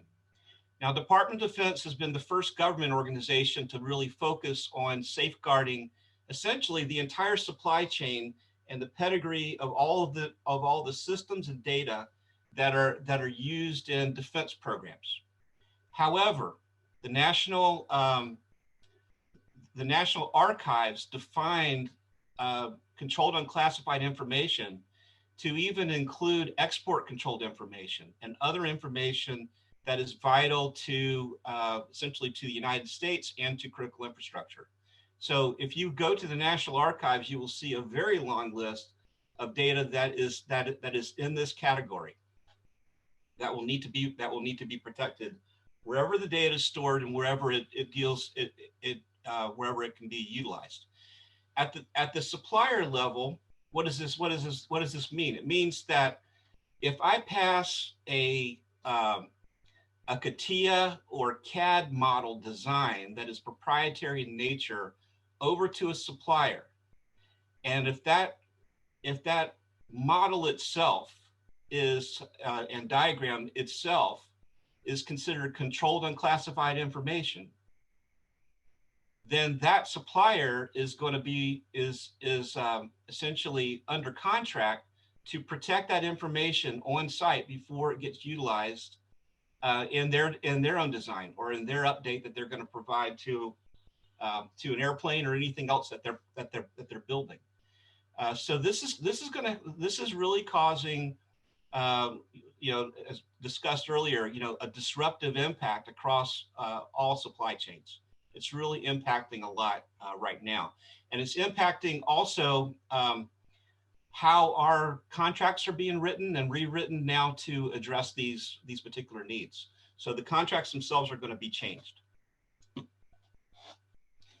For those of you who are not aware, you have to also disclose anything that happens that could impact shareholder value to the Securities and Exchange Commission. So if, at the supplier level, if you have a breach or you have a ransomware attack that locks down all of your data, the suppliers also have to file these issues as well with the Securities and Exchange Commission. So this has been not well known that this requirement was actually there, but all they did was they updated their guidance and they said that if it impacts shareholder value, you have to report it. Okay, going back to the supply chain and risk management. Supply chain risk management is that set of activities that are used to manage the cybersecurity risks. But that can be establishing the cybersecurity requirements for the suppliers. It means enacting it through formal agreements, such as the contracts, and we even have terms of use and on-site requirements that we have. Communicating to suppliers on how the requirements must be verified and validated.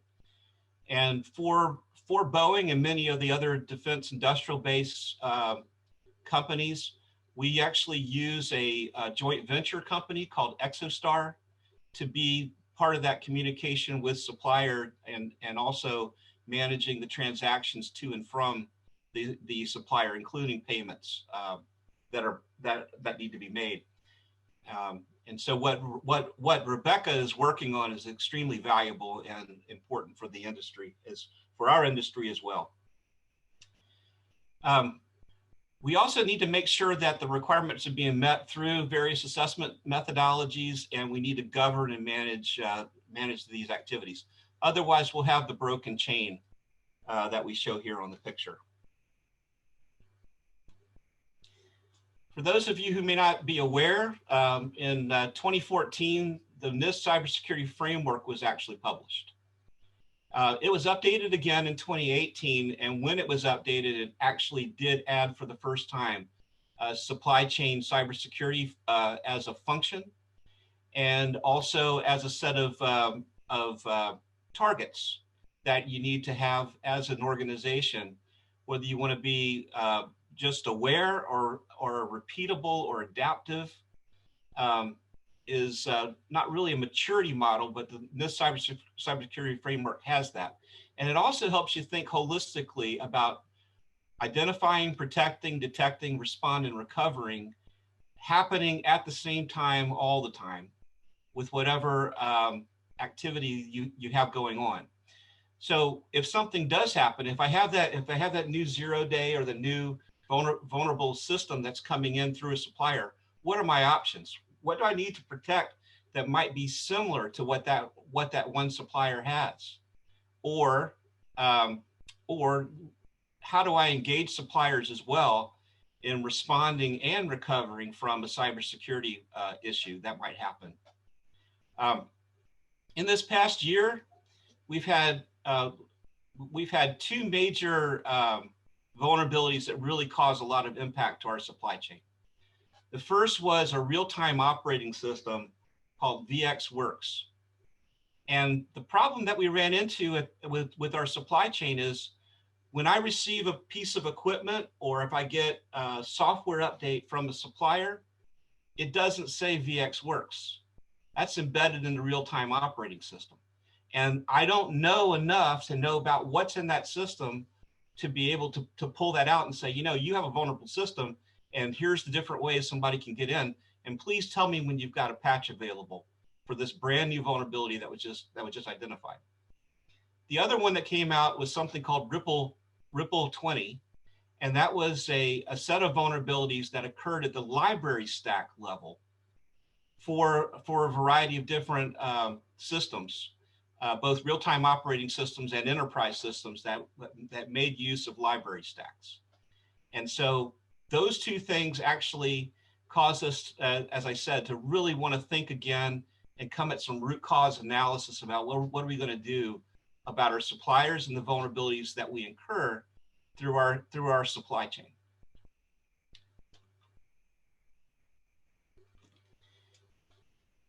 So what I want to talk a little bit about before we move on to other topics is what can we do about it? So going back to the business critical and operational impact that we might have from a vulnerable piece of vulnerable equipment, or let's say software delivered from a supplier. One of the biggest issues that we've run into is a lack of labeling. And what do I mean by that? I know more about what is in a bottle of ketchup than I know about what's in an operational piece of technology or industrial control system. And that's because we use a lot of proprietary names for some of the same, as I said, real-time operating systems that are commonly used, open source code that is utilized inside the system. I might have a web application that was built using a web application development open source tool called Apache Struts. And the vulnerability comes in as part of how that's actually has been built in the first place. And the suppliers are not very upfront about disclosing how they built what they built.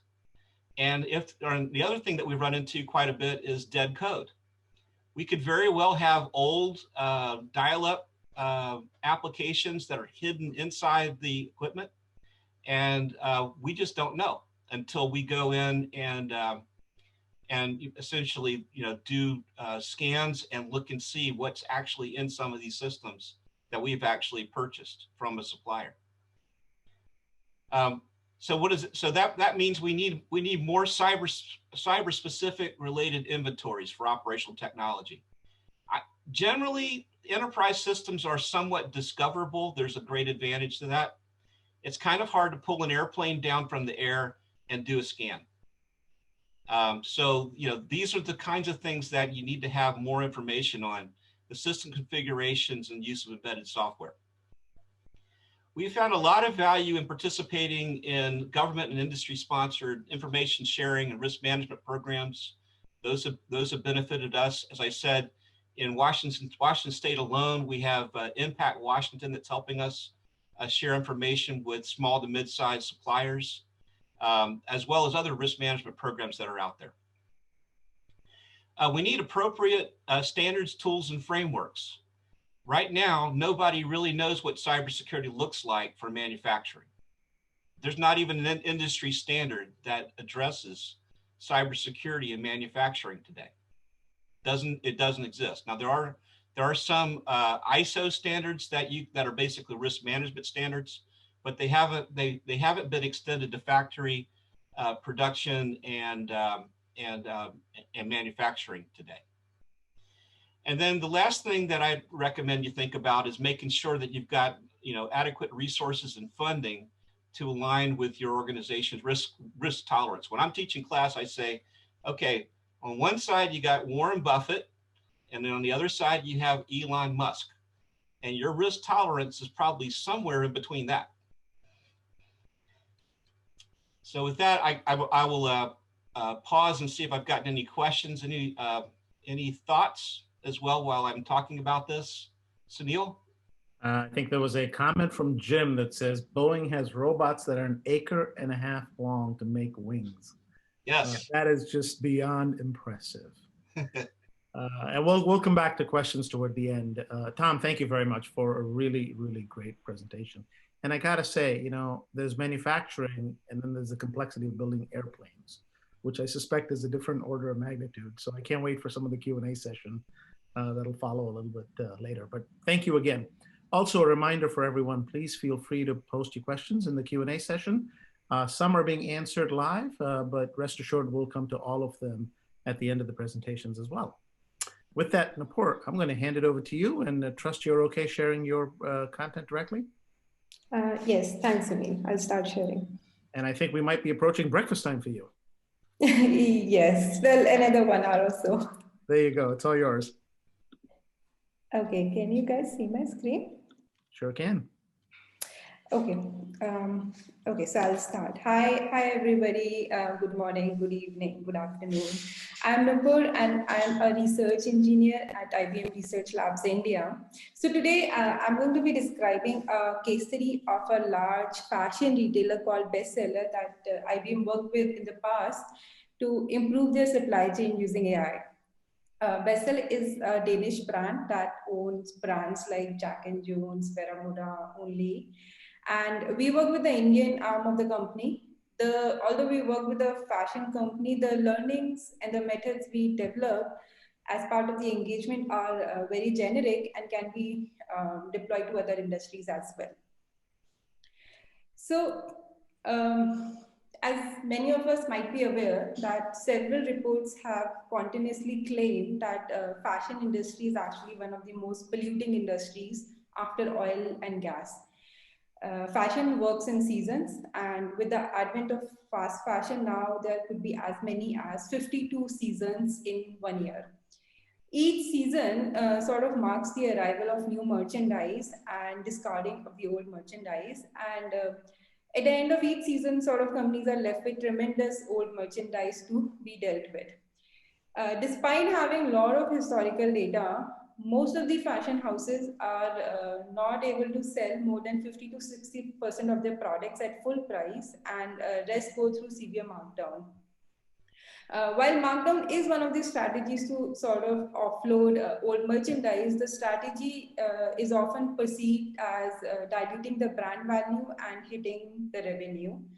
And it's been also regularly reported that companies adopt several unsustainable practices to discard their old merchandise, which could include ranging from burning merchandise to even using very cheap, unsustainable materials, so the cost of the production can be brought down significantly. So one of the reasons that the companies are probably not able to sell their products is essentially the mismatch between demand and the supply. If we could figure out what is the right product at the right location, at the right time, and at the right price, we may not have the problem of unsold inventory. So unsold inventory is a result of inaccurate demand forecasts. So in most industries, at least in most retail industries, I would say there are 4 key components. A product that's being sold, the product can be sold through any number of channels. For example, an online store or a brick and mortar store. A customer that wants to purchase that product, and the customer can purchase the product through any number of the channels. And all of these 3 entities are sort of getting affected. And there's a store, obviously. The store could be a physical store or a brick and mortar store, or even on an online store or a warehouse. And all these 3 entities are sort of getting influenced by market trends. Now, market trends are obviously having very strong effect in the fashion industry, but they do have effect in other industries as well.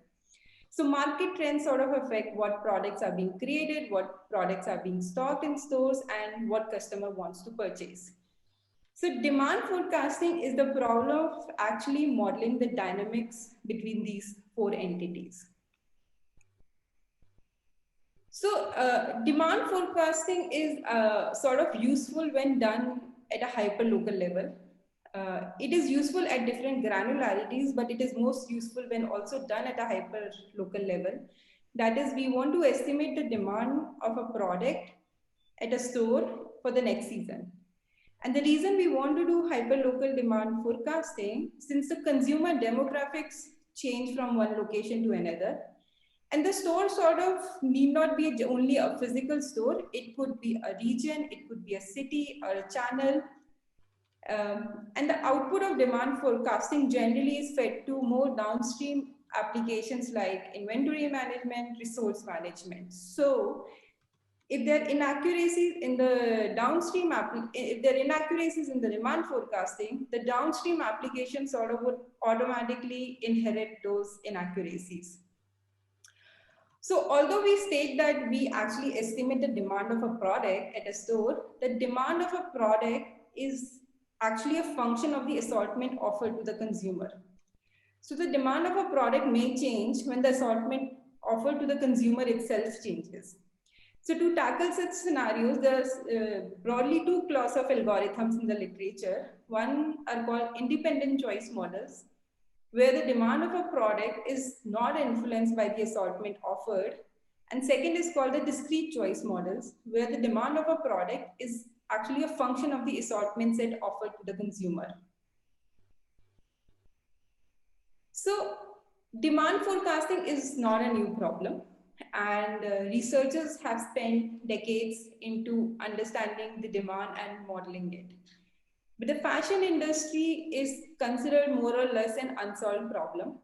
The reason being, the primary reason being that most products in the fashion industry are new every season with no explicit historical reference.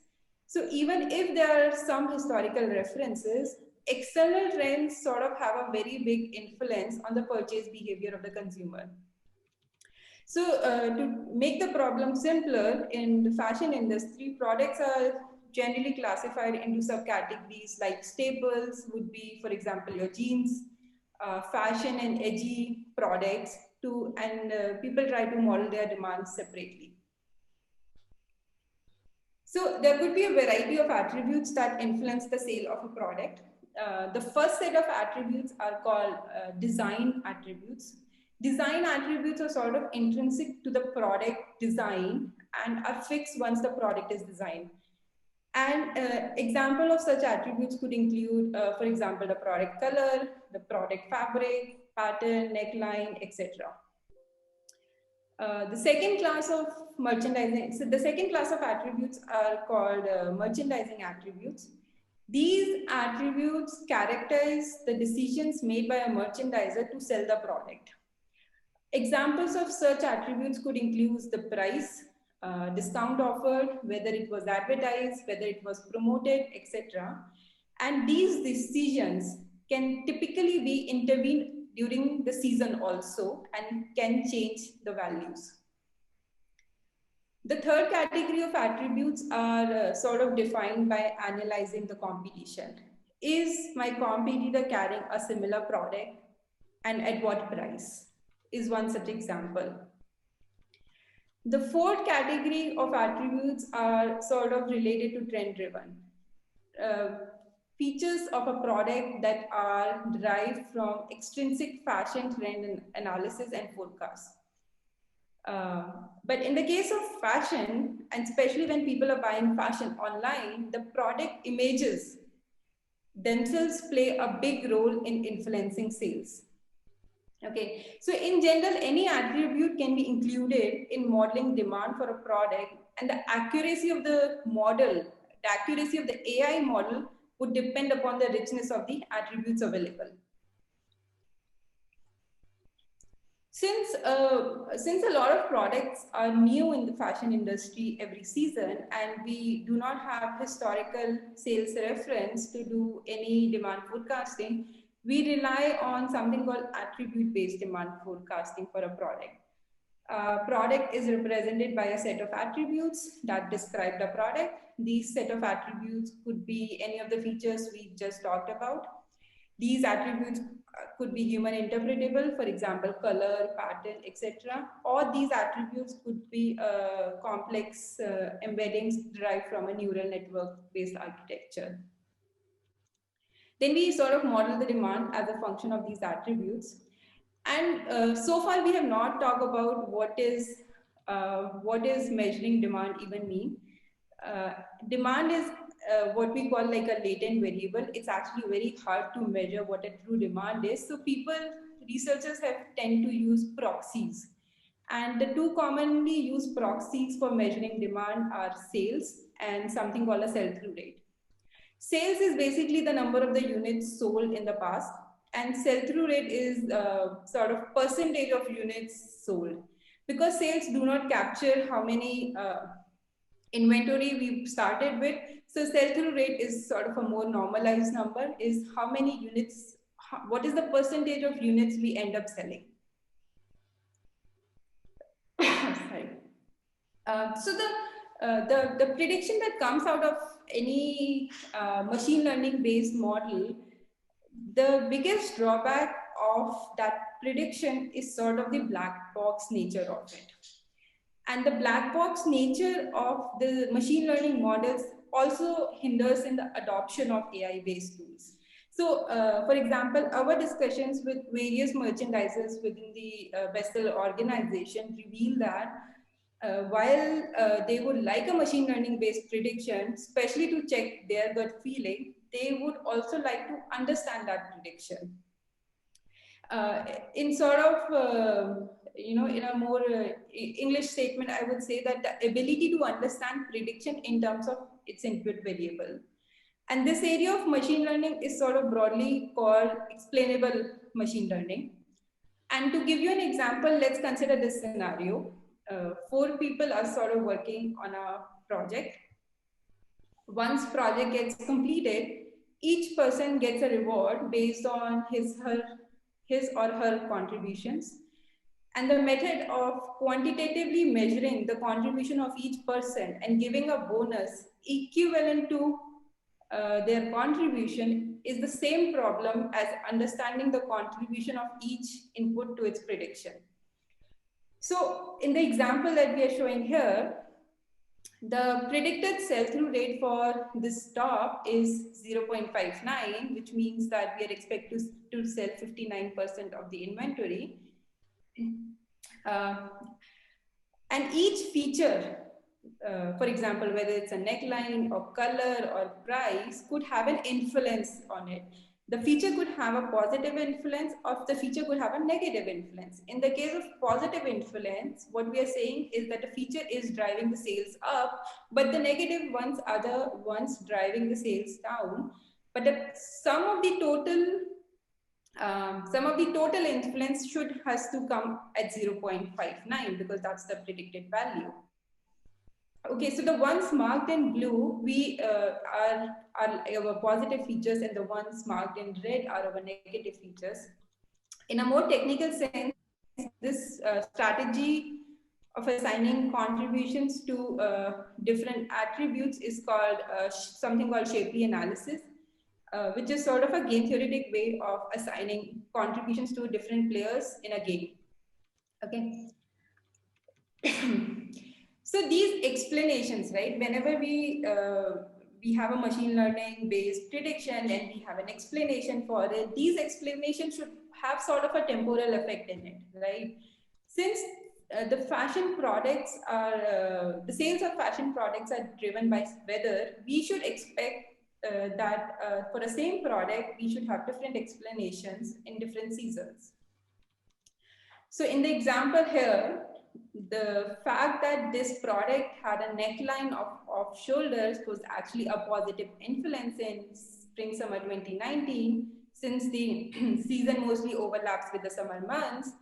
The same feature actually had a negative influence in autumn winter when since autumn winter mostly overlaps with the winter months. Okay. So a very natural extension of this is to understand what features should I change to now increase the demand, right? And this is something what is called a what if analysis. What is the impact of a feature on the demand for this instance, right? So for example, here we are sort of showing a graph how the demand of a product would change if I change the neckline for this product. Right now we are keeping every other attribute constant, but the analysis can be extended to 2 or more variables also. So while a tool like What If provides a very nice exploration tool to designers to play with product attributes before finalizing design, it sort of lacks the ability for the designers to know the smallest change, the little delta change they have to do into the product to increase the demand of the product. And in the case of fashion industry, this could be sometimes a color, a pattern, neckline. So this is the tool, sort of what we call Surprise Me. It's actually just an extension of What If analysis. So, like I said, right, most products are sort of new in the fashion industry. So a useful feature to demand if my product is going to do well is to sort of estimate demand using proxies. Have I done something like this in the past? And if so, how well did it do? So there could be several strategies to answer this question. What we have used is something called a visual search. So what visual search does, it takes in a product image, and just by comparing images, it comes up with other visually similar products. And the reason we are going by visual similarity, because sort of that's how most fashion products are sold. That I want to purchase that something that looks like this, right? So visually the product has to look appealing to the consumer. So finding similar products that are sort of visually similar makes sense in the case of fashion industry, but for the other industries, what similarity means would sort of depends on the product itself. So in the case of visual similarity, what we need is access to product images, and we find other visually similar products that we have sold in the past and gauge the performance of this product using the similar products we have done in the past. So I'll just take a step back here and explain the high level picture we are working on. So we are around a team of 8 folks with specialization in the area of operations research, machine learning, and artificial intelligence. And we are sort of working on developing various AI-based tools for the retail industry. And some of the tools sort of include, the goal of all of these tools is actually to reduce unsold inventory, have more sales and increase the revenue and other things. So the capabilities we offer sort of depends on the phase of the season we are in. In the case of fashion industry, there are generally 3 phases in a season. Either you could be in a pre-season mode where the designers are sort of preparing for an upcoming season, or we could be in in-season mode where we have already sort of launched products, and based on the data we have seen so far, we want to make predictions about the future. And end of season mode where we would say that, oh, we have seen the complete life cycle of the product, and we want, based on the data we have seen so far, based on the learnings, we want to sort of improve our next pre-season strategy. So, okay. So I'll quickly take 1 more minute to wrap this up. So while having discussions with sort of a lot of stakeholders within the bestseller company, we realized that one of the key components of a resilient supply chain is sort of real-time visibility into the supply chain and the data. So we also sort of built what we call an AI-infused visual dashboard to sort of visualize historical and current product performance metrics for at various granularities, for example, by season, by product, by category, etc.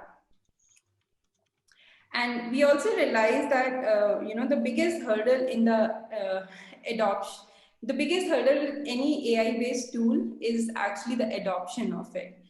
The users should feel sort of both comfortable and the need of AI-based tools to help them in their creative process. So we realized that most designers are using something called a PLM tool, which is a product lifecycle management tool. So we built something called an AI-infused PLM tool, which sort of gives a platform to all the designers to manage the entire product lifecycle. But what an AI-enabled tool would do that, it would sort of automatically surfaces the right AI interventions in the product lifecycle, and designing the products backed with data, backed with machine learning would help them design the right products from the start itself, and it sort of would automatically become a part of the design process. Another extension of this would be to sort of enable merchandisers to do assortment planning. That is, what set of products to stock at each store. And since the consumer preferences sort of change from one location to another, the assortment should also be localized to the preference of the consumer shopping in that area. As I mentioned earlier, right, several articles have sort of claimed that fashion industry is one of the world's second largest polluter after oil and gas. Reducing unsold inventory is just is a very small step in that direction. And with that, I would sort of like to end the presentation and take any questions if there are any. Apurva, thank you very, very much. That was really, really enlightening. And I certainly have some questions, but I'm going to hold them to the end if that's all right. Sure, yeah. Back to it, but really, really well done. Thank you. Thank you. With that, Jack, are you on? Yep. All Still right. here. Hey, Jack, thank you so very much for joining us. So, folks, Jack Palmer has joined us, and I'm going to let Jack introduce himself and walk through his presentation. Jack, it's all yours. Great, thank you. And yeah, thank you for inviting me to speak here. So I'm the CEO of a company called Plotly, which makes the kind of the de facto standard data visualization libraries for Python, R, and Julia. So since we make the standard software in this category, we get a pretty good perspective on what's happening in the artificial intelligence and machine learning and data science space because we're ingrained in the data visualization part of that stack. Plotly sells into 4 major industries, one of which is companies that are largely focused on supply chain. So today I'm going to talk about what we've seen during the COVID crisis, having the perspective of most of the data science community and these large supply chain companies that had to move in a very agile way in response to the crisis, often using our software to help them do so.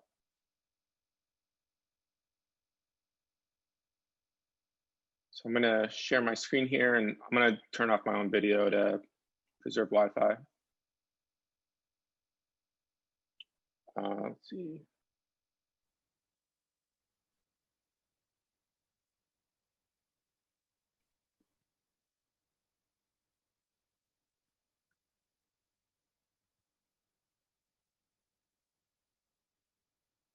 Okay, everyone can see this okay?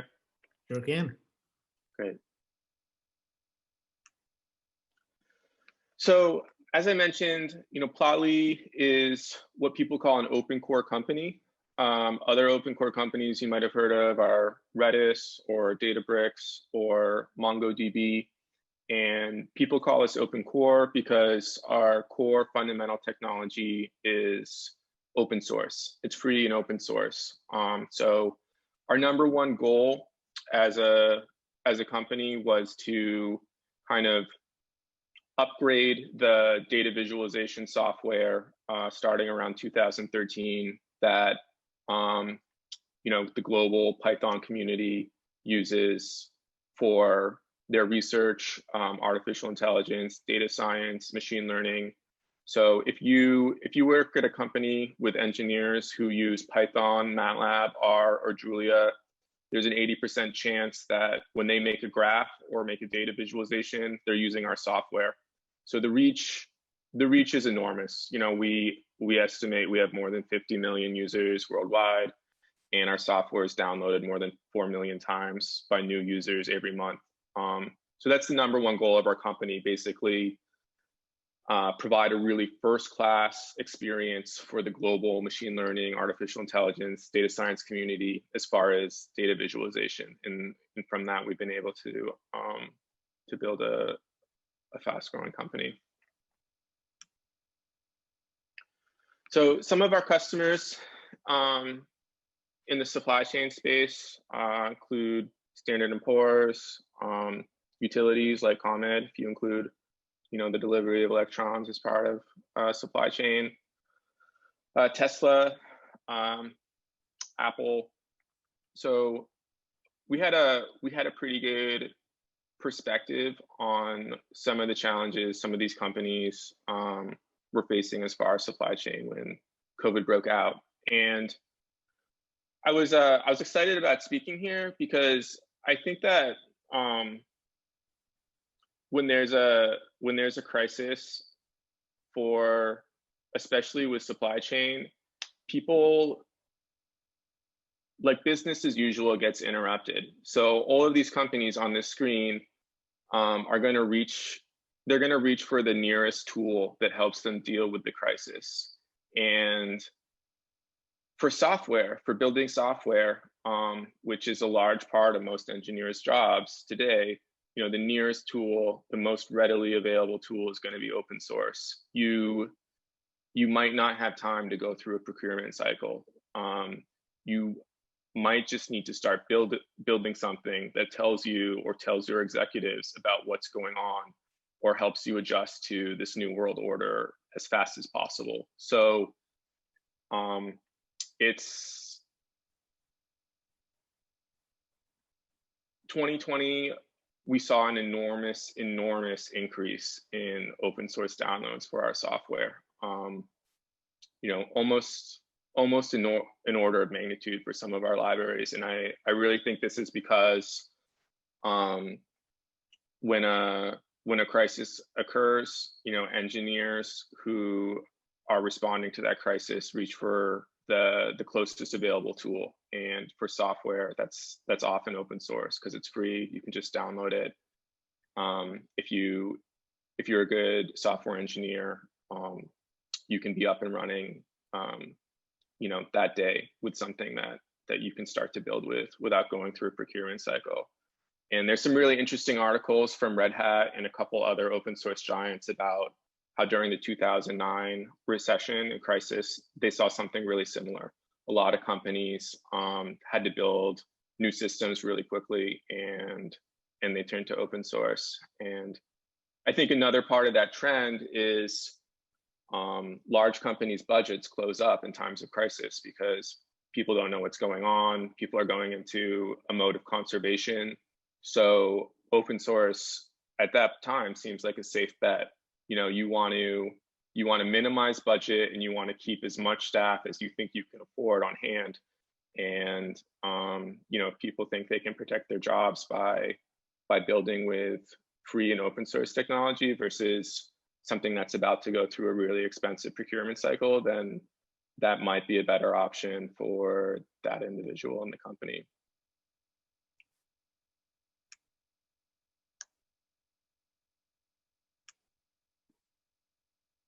Oops.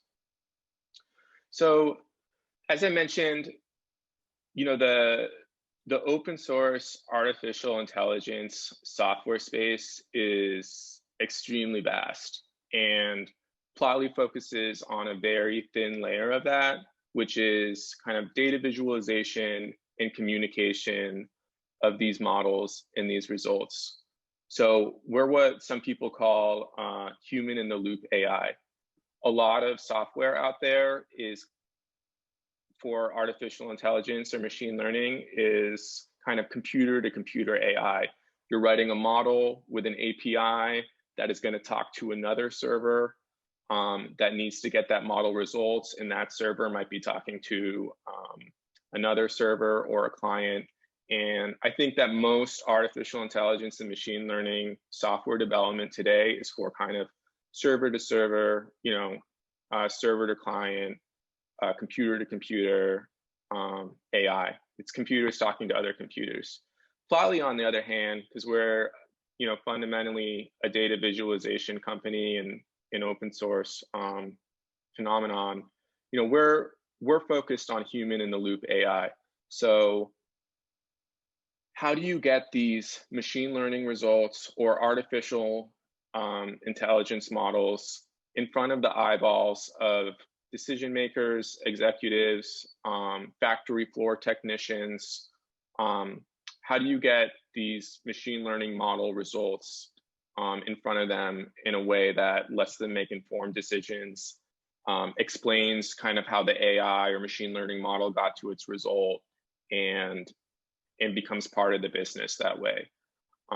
So in a sense, we come in at the last mile of a data science project or the last mile of an artificial intelligence project.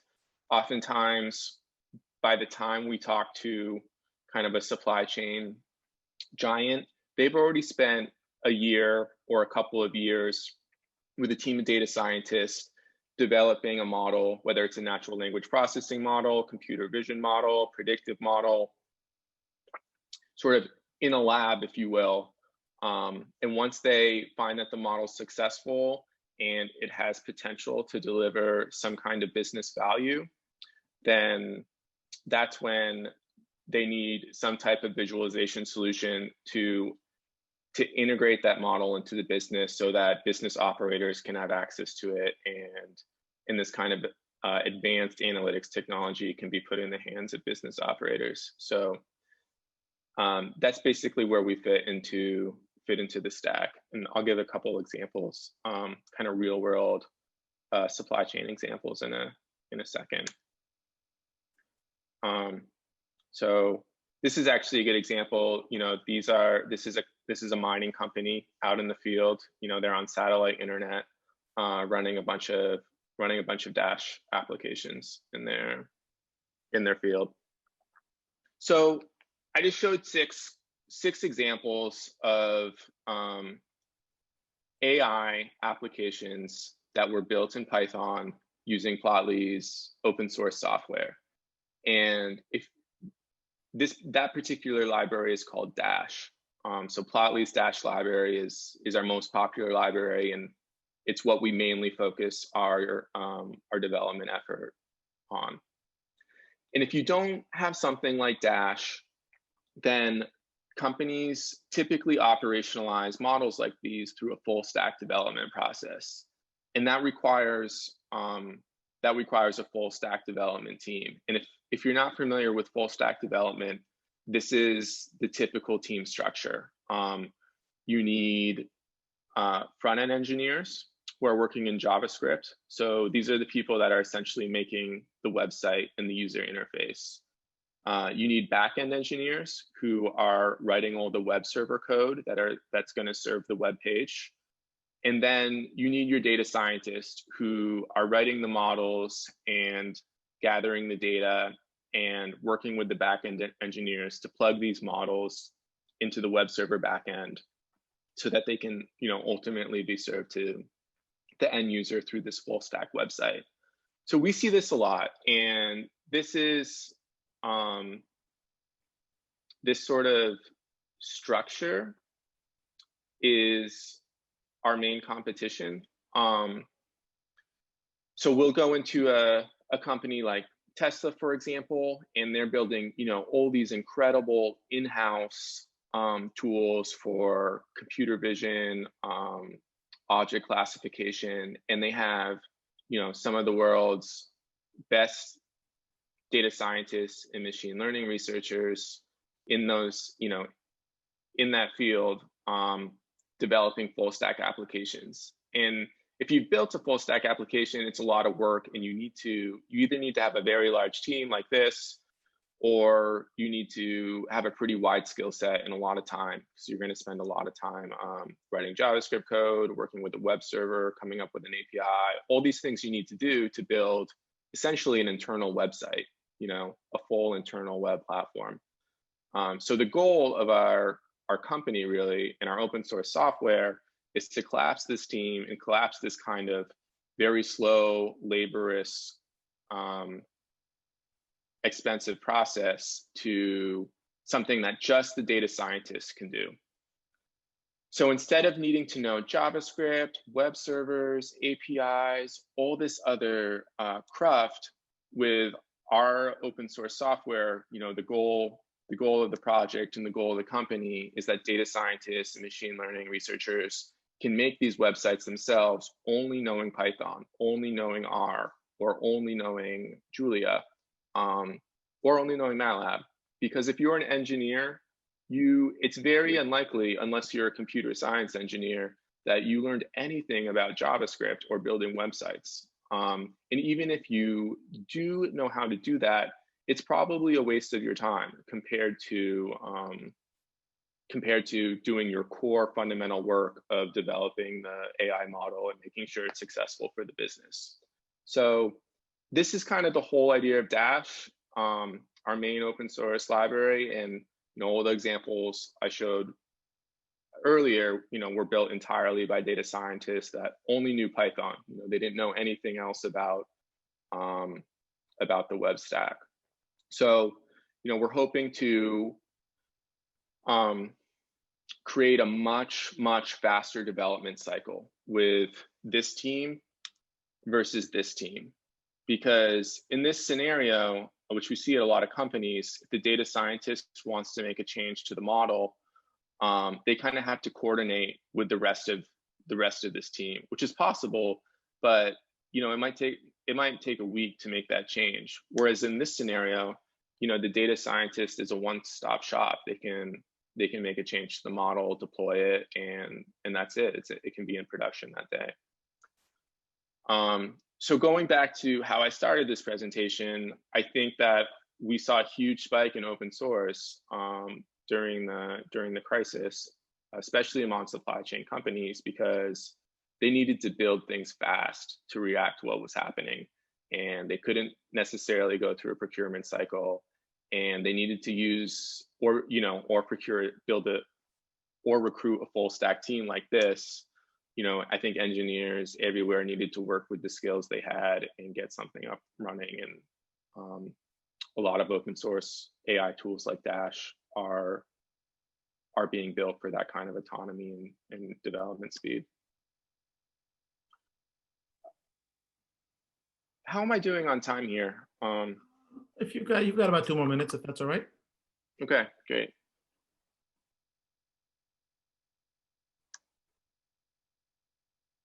So I think I guess I'll end on this side, which is one thing that I've seen in some of these presentations is a lot of these user interfaces for kind of operationalizing AI models are not kind of the traditional dashboard that a lot of companies have been run on for a long time. They're more like full analytic applications. It's not just sort of summary statistics and KPI reporting. It's really a user interface for exploring an AI model that is then going to result in a business decision. And I think that could be kind of a fundamental change that we see over the next 5 or so years, kind of shifting from the traditional summary statistics, BI dashboard, to this paradigm of AI applications that are more kind of varied and exploratory and are built around an AI model rather than kind of daily summary statistics. So yeah, I guess I'll stick around for questions, and thanks for taking the time, and really honored to be invited to this and get a chance to present. Jack, thank you. That was fascinating, and I really appreciate the use of real life examples. I think that helped bring it home quite directly. So thank you for that. So I tell you what, I'm going to switch into some questions, if I may. We've got about 10 minutes left, and I know there've been some questions in the live chat session, and then I've got some here as well. So we'll go around the horn. Jack, I'll just start with you since you just wrapped up. Given the, I'm not sure if you were on when Tom was presenting, but he did a really nice job of talking about the implications of cybersecurity. And in his context, it was more about Boeing building commercial airplanes, right? So you can imagine the implications. But as you look at your product for Plotly, how do you think about security of your libraries, given the large volume of downloads that you see, right? I mean, you're in an incredible number of very prestigious organizations. Yeah, well, I think the organizations I mentioned, without exception, run our server software entirely on premises behind their firewall. So they either have like a hybrid cloud, like Azure or AWS, or for a company like Tesla or Apple, they're running on their own Linux servers that are on premises. And I think that in Qtel, which is the venture capital arm of the CIA is an investor and partner in Plotly, and they've made a huge investment in open source. I think partially because when the software is so widely distributed and the code is out there, there are so many eyeballs on it that depend on it that are closing security holes. So I think even in the highest security industries, there has been an embrace of open source, you know, knowing that it's a fundamental standard for really the entire Fortune 500 and governments. So, you know, if there's a security hole, someone is probably going to spot it. Yeah, so it's really the open source community in steroids, right? Great, thank you. Nupur, a question for you. So, you know, really fascinating presentation on how AI is used to predict fashion trends, right? Which I think one of the ways I was thinking about as you were presenting was you're bringing science to the art of fashion design. And that's probably a huge challenge in of itself, right? So curious question for you. As more and more fashion sales tend to move online, right? Even Amazon is getting into the business.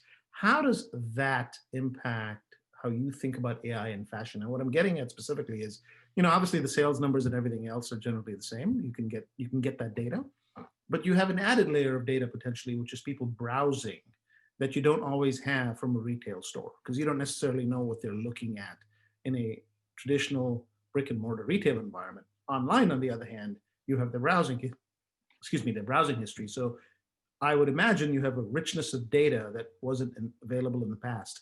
Does that make sense? And how do you think about that? Right. So online is a completely different problem and the challenges, because like as you mentioned, right, in a brick and mortar store, when a customer walks in, we are probably seeing the customer for the first time and we do not have any history. But when it comes to online, we can offer personalization. We already know what the customer has purchased in the past. We already know what the customer is browsing, what it's looking at, and we can offer more customized products. And that is actually an extremely important problem in online store.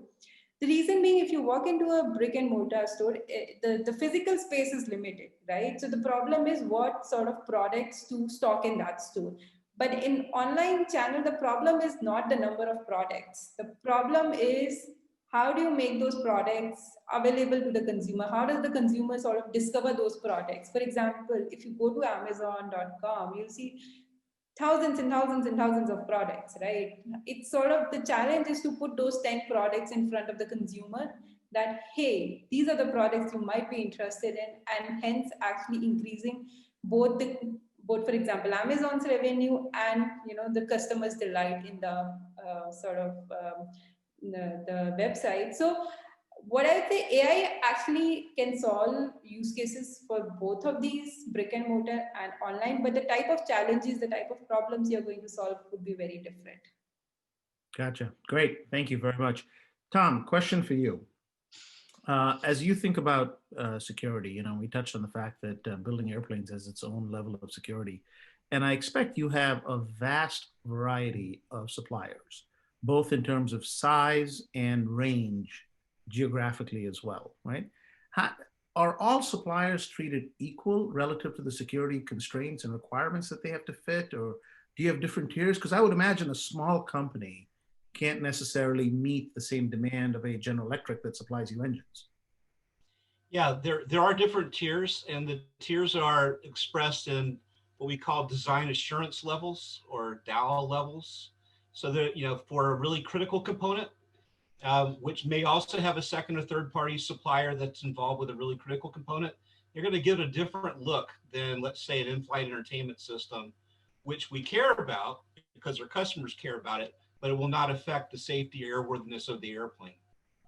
And I saw the chat comment from Jim as well, and I was waiting for this opportunity because I've often said, you know, we used to worry about airplanes flying in clouds, and now we worry about clouds flying in airplanes. Great. but at any rate, the key point is that we do have to leverage in that, and it was really good what Jack was talking about. We do have to leverage open source, and open source may be in the most critical component or the least critical component. The most important thing that we have to know about our supply chain is it in there, and what is it that's in there? Because I agree that open source is pretty good about self-policing, and yeah, there's a lot of eyes on that particular code, but not all those eyes are good eyes.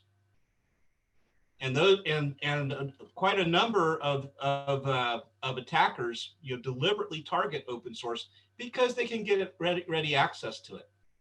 So you have it's a double-edged sword that you have to understand, and you got to make sure that the processes are in place to validate that it's being updated. And when a new patch is offered, how do I know that supplier, not just Boeing, that supplier implemented those particular patches? Because if you don't have traceability over that, then you don't know if it got fixed. Right. No, that makes sense. The other one, and this was referenced in the chat session as well by one of our attendees, is, small companies with COVID have been hit with an incredible amount of complexity and cost, right? That they can't necessarily quite work their way up to. You sort of referenced an interesting dynamic there where you said, boy, we have all kinds of suppliers, and we also have people that are getting very clever with things like mobile devices. And you made a reference in your presentation that we have people that want to charge their mobile devices at work. Can you elaborate a little bit more on what vulnerability that creates?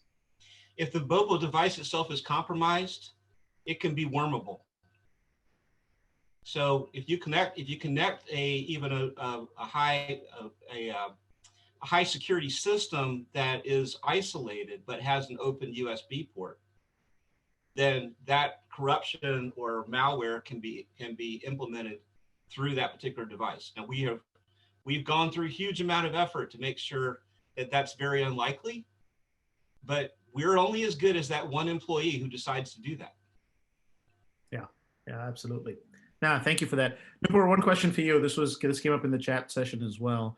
How has COVID impacted how you think about fashion, right? Because people aren't getting in the stores as much as they used to. And I know you had a pretty good answer, so I'd love for you to share that with the audience. Sure. So I think fashion industry typically has been an industry that works by bringing people together, right? They sort of collaborate in office because fashion is actually not something people can. You still need a product, right? So designers sort of work directly with vendors. They visit their factories, and that sort of was no longer possible in COVID. So it became very hard for designers to actually develop product, because when they're developing product, they're trying out different fabrics. Now they actually no longer have access to fabrics because they no longer have access to those vendors providing those fabrics. So it became very hard for the fashion industry to work remotely, I would say. However, they did the best they could. And I mean, needless to say, right, with the COVID, right, all the supply chain, the raw material took a hit since all the textile industry shut down due to social distancing measures. So just obtaining the raw material itself was a huge problem for the fashion industry. And third, this is sort of my personal opinion, and I do not have numbers to back it up, but sort of fashion became a lower priority for many consumers who are buying more utility related product and may not be spending as much on fashion as they were before COVID. So the industry in general took a hit from lower sales numbers.